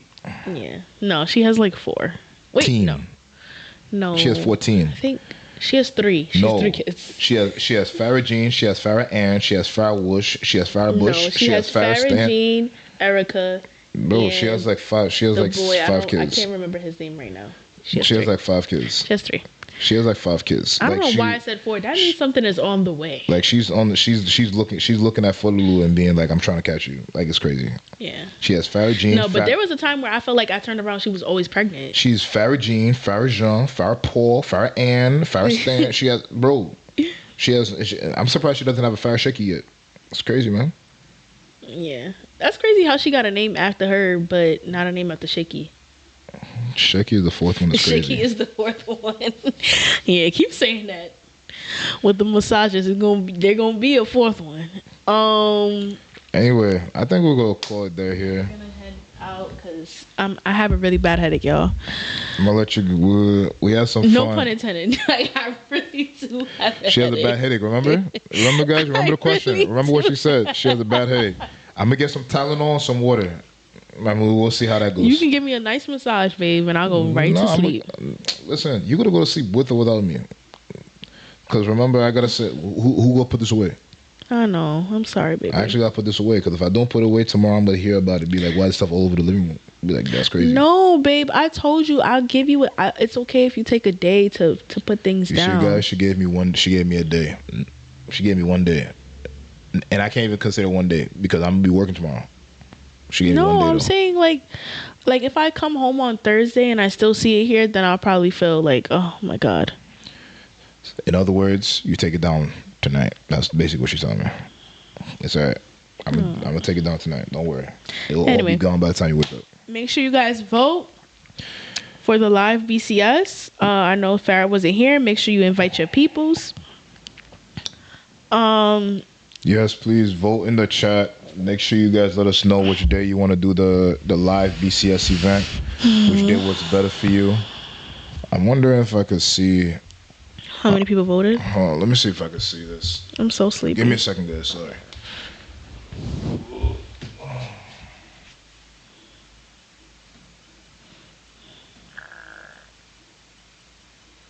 Oh. All right. It seems like December 20th. How many people voted? December 20th seems to be. We have 50 votes. Wow. 50 people voted, and December 20th. Well, December 20th is tied with I don't care, just do it whatever day. So I think we expect I expect to be like 100, 150 people. She has high expectations. I was sitting here thinking maybe, like 30, 40. Like, Jesus Christ, you're going to say 150 people?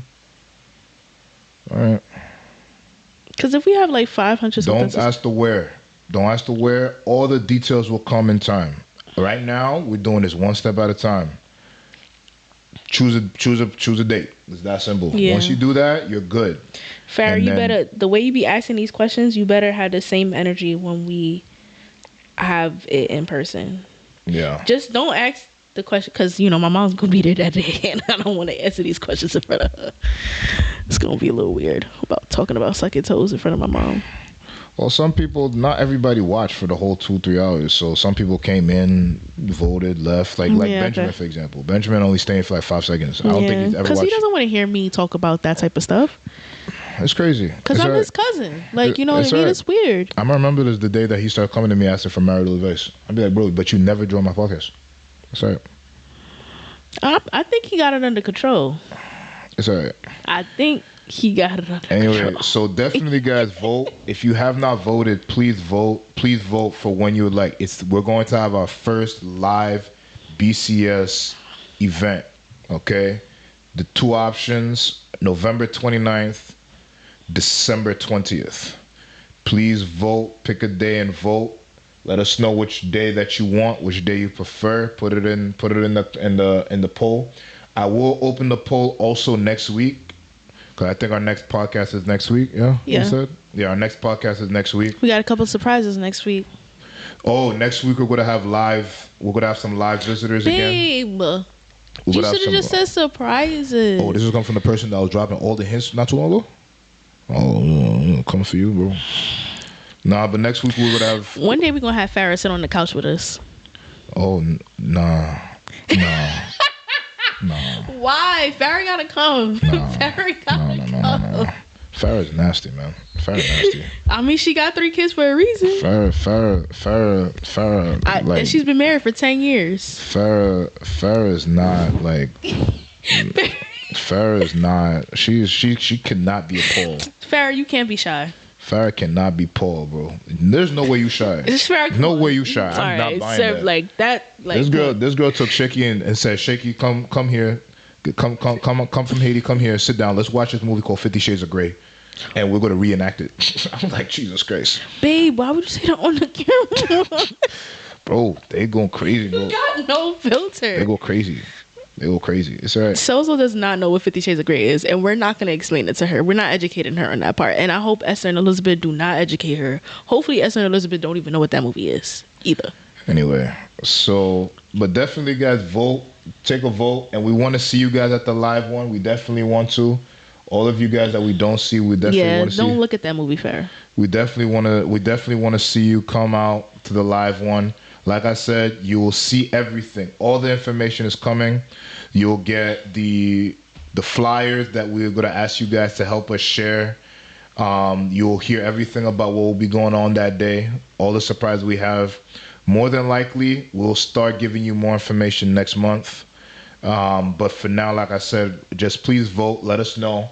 We'll have the poll up again next week if you didn't get to vote, or if something just like that changes your mind. Please don't watch it. Nah, watch it. You can watch it with Shaky. Oh my God. You should watch it with Shaky. Watch it with Shaky. Watch it with Shaky. I promise you have a great night. Promise you. You'll have a great night. You think she'd be bringing like whips and chains and like handcuffs? You think she does that? I don't think so. I don't think Farrah's that. I don't know. But then again, let's go. Continue. Vote, guys. Woo! I want everybody to vote. Yeah, exactly. Everybody has a lot of questions now. Yeah. So we need to, wrap this up. Anyway, I'm sorry. I'm really tired. Everybody's coming out now. Like, I'm that's very crazy. tired and very delusional. So that is crazy. That's witchcraft? Oh, I don't know about that. I don't know about being that, bro. Oh, okay. I was like, I don't know if that's witchcraft. But so, hey. And she said, spice it up. I said, wow. So she does Yes, girl. Listen, I'm about to talk to you after the podcast. You can tell me some things. She can tell me some things. She's been married for 10 years. You know what they said? Like this time of hours, like demon time. It's clearly demon time. But please vote. Like I said, let us know, and we're gonna ask you guys. Please remember, my wife does better at this than me, so I'll let her do this. But remember, you guys said 1K. That's all I'm gonna say. You guys said 1K. And we're doing it, y'all. We are doing it. We are so proud of everyone that joined tonight. We appreciate everyone that joined tonight. Thank you so much for everyone that participated in the live, that commented on the live. We love you guys so much. We love everyone that comes on and just continues to be their authentic selves with us. We appreciate you guys. However, we do have a goal. As much as we like to talk about whips and chains and handcuffs, we have a goal of 1,000 subscribers. And we need you guys to help us to get to that goal. We are nothing without you guys. We are nothing without your questions. We are nothing. This podcast would not be the same without you guys. And in order for us to do that, we need your help. And your help is to share the channel. And please, you probably was home and giggling. All right? We want to keep you entertained. And in order for we to keep you entertained, we need to keep the lights on. And to keep the lights on is for us to get to 1,000 subscribers. All right? So let's get to 1,000 subscribers. It doesn't matter how you guys send it. We will be giving a nice. Let me stand up for you guys. I don't think you guys are gonna be able to see my shirt because me and Emmanuel switched this week. But we'll show you. I'll show you guys. I'll do a little modeling for you. You can stand up. It's that camera. But yeah, so you guys can see. Definitely, you can move. Hold on, dude. Sorry. Hold up. There you go. So you can see it live. So you can see. So you guys can see the front. Move a bit closer. Yeah. So you guys can see the front. That's the front that you guys have here, right? Then you can see the back.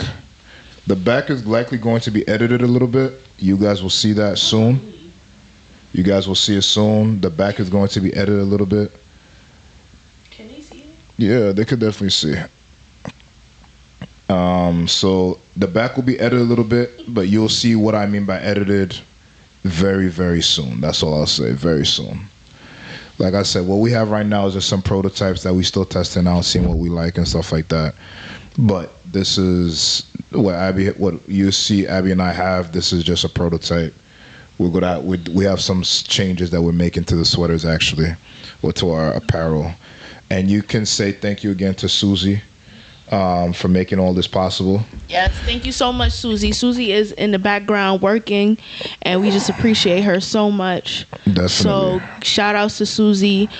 We can't wait for next week's podcast. Yes, next week week is going to be an entertaining week for us. We're going to be having a great time. Next week is I don't know about week, but next week is going to be a long week for me at least. I'm preaching Monday, podcast Tuesday. Flying out Wednesday, preaching Thursday, preaching Friday. Oh, you preaching Thursday? Flying back Saturday. Yeah, I'm gonna be exhausted.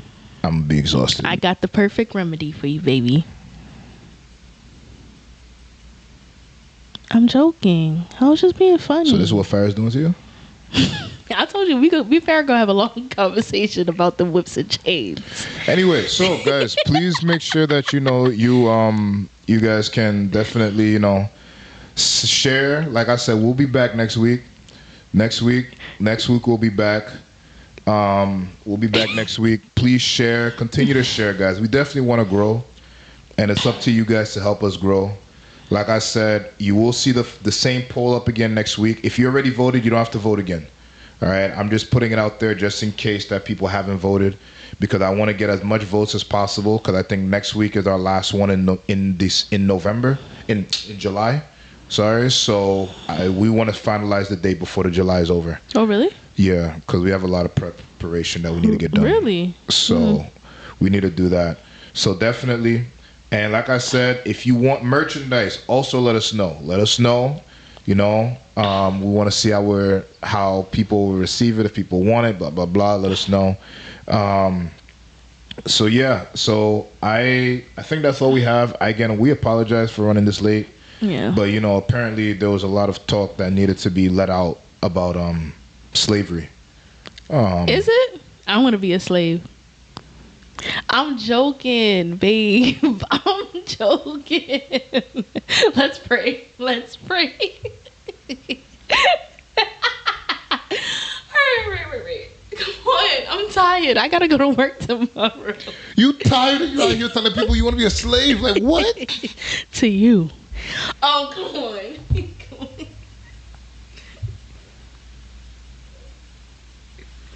Come on. Come on. Hold my hand. I'm not gonna lie.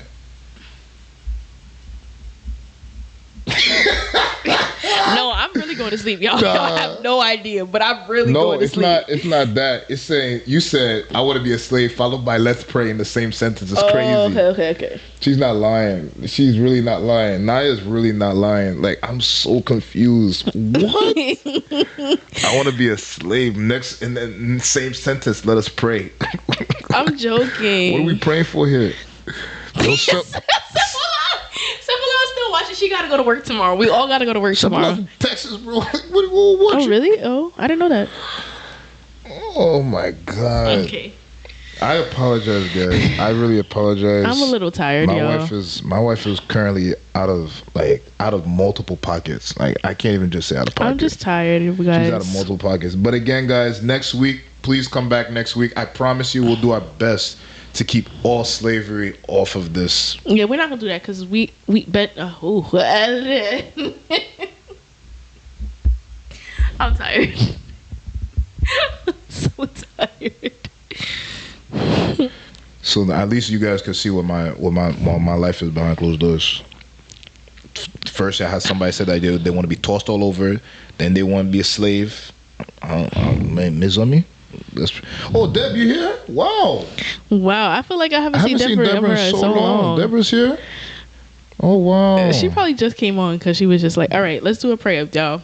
Yeah. Heavenly Father, we thank you. We worship you, oh God. We glorify your name, Lord Heavenly Father, for who you are and who you continue to be.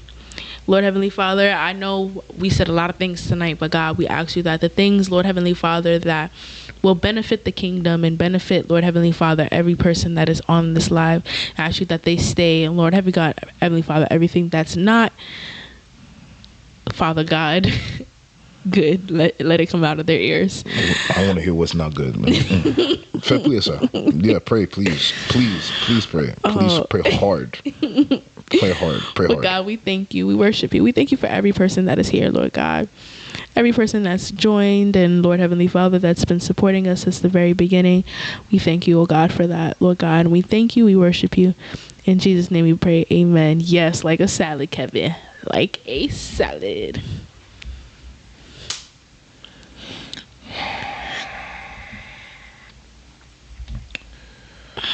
Well, this was great. It was a pleasure.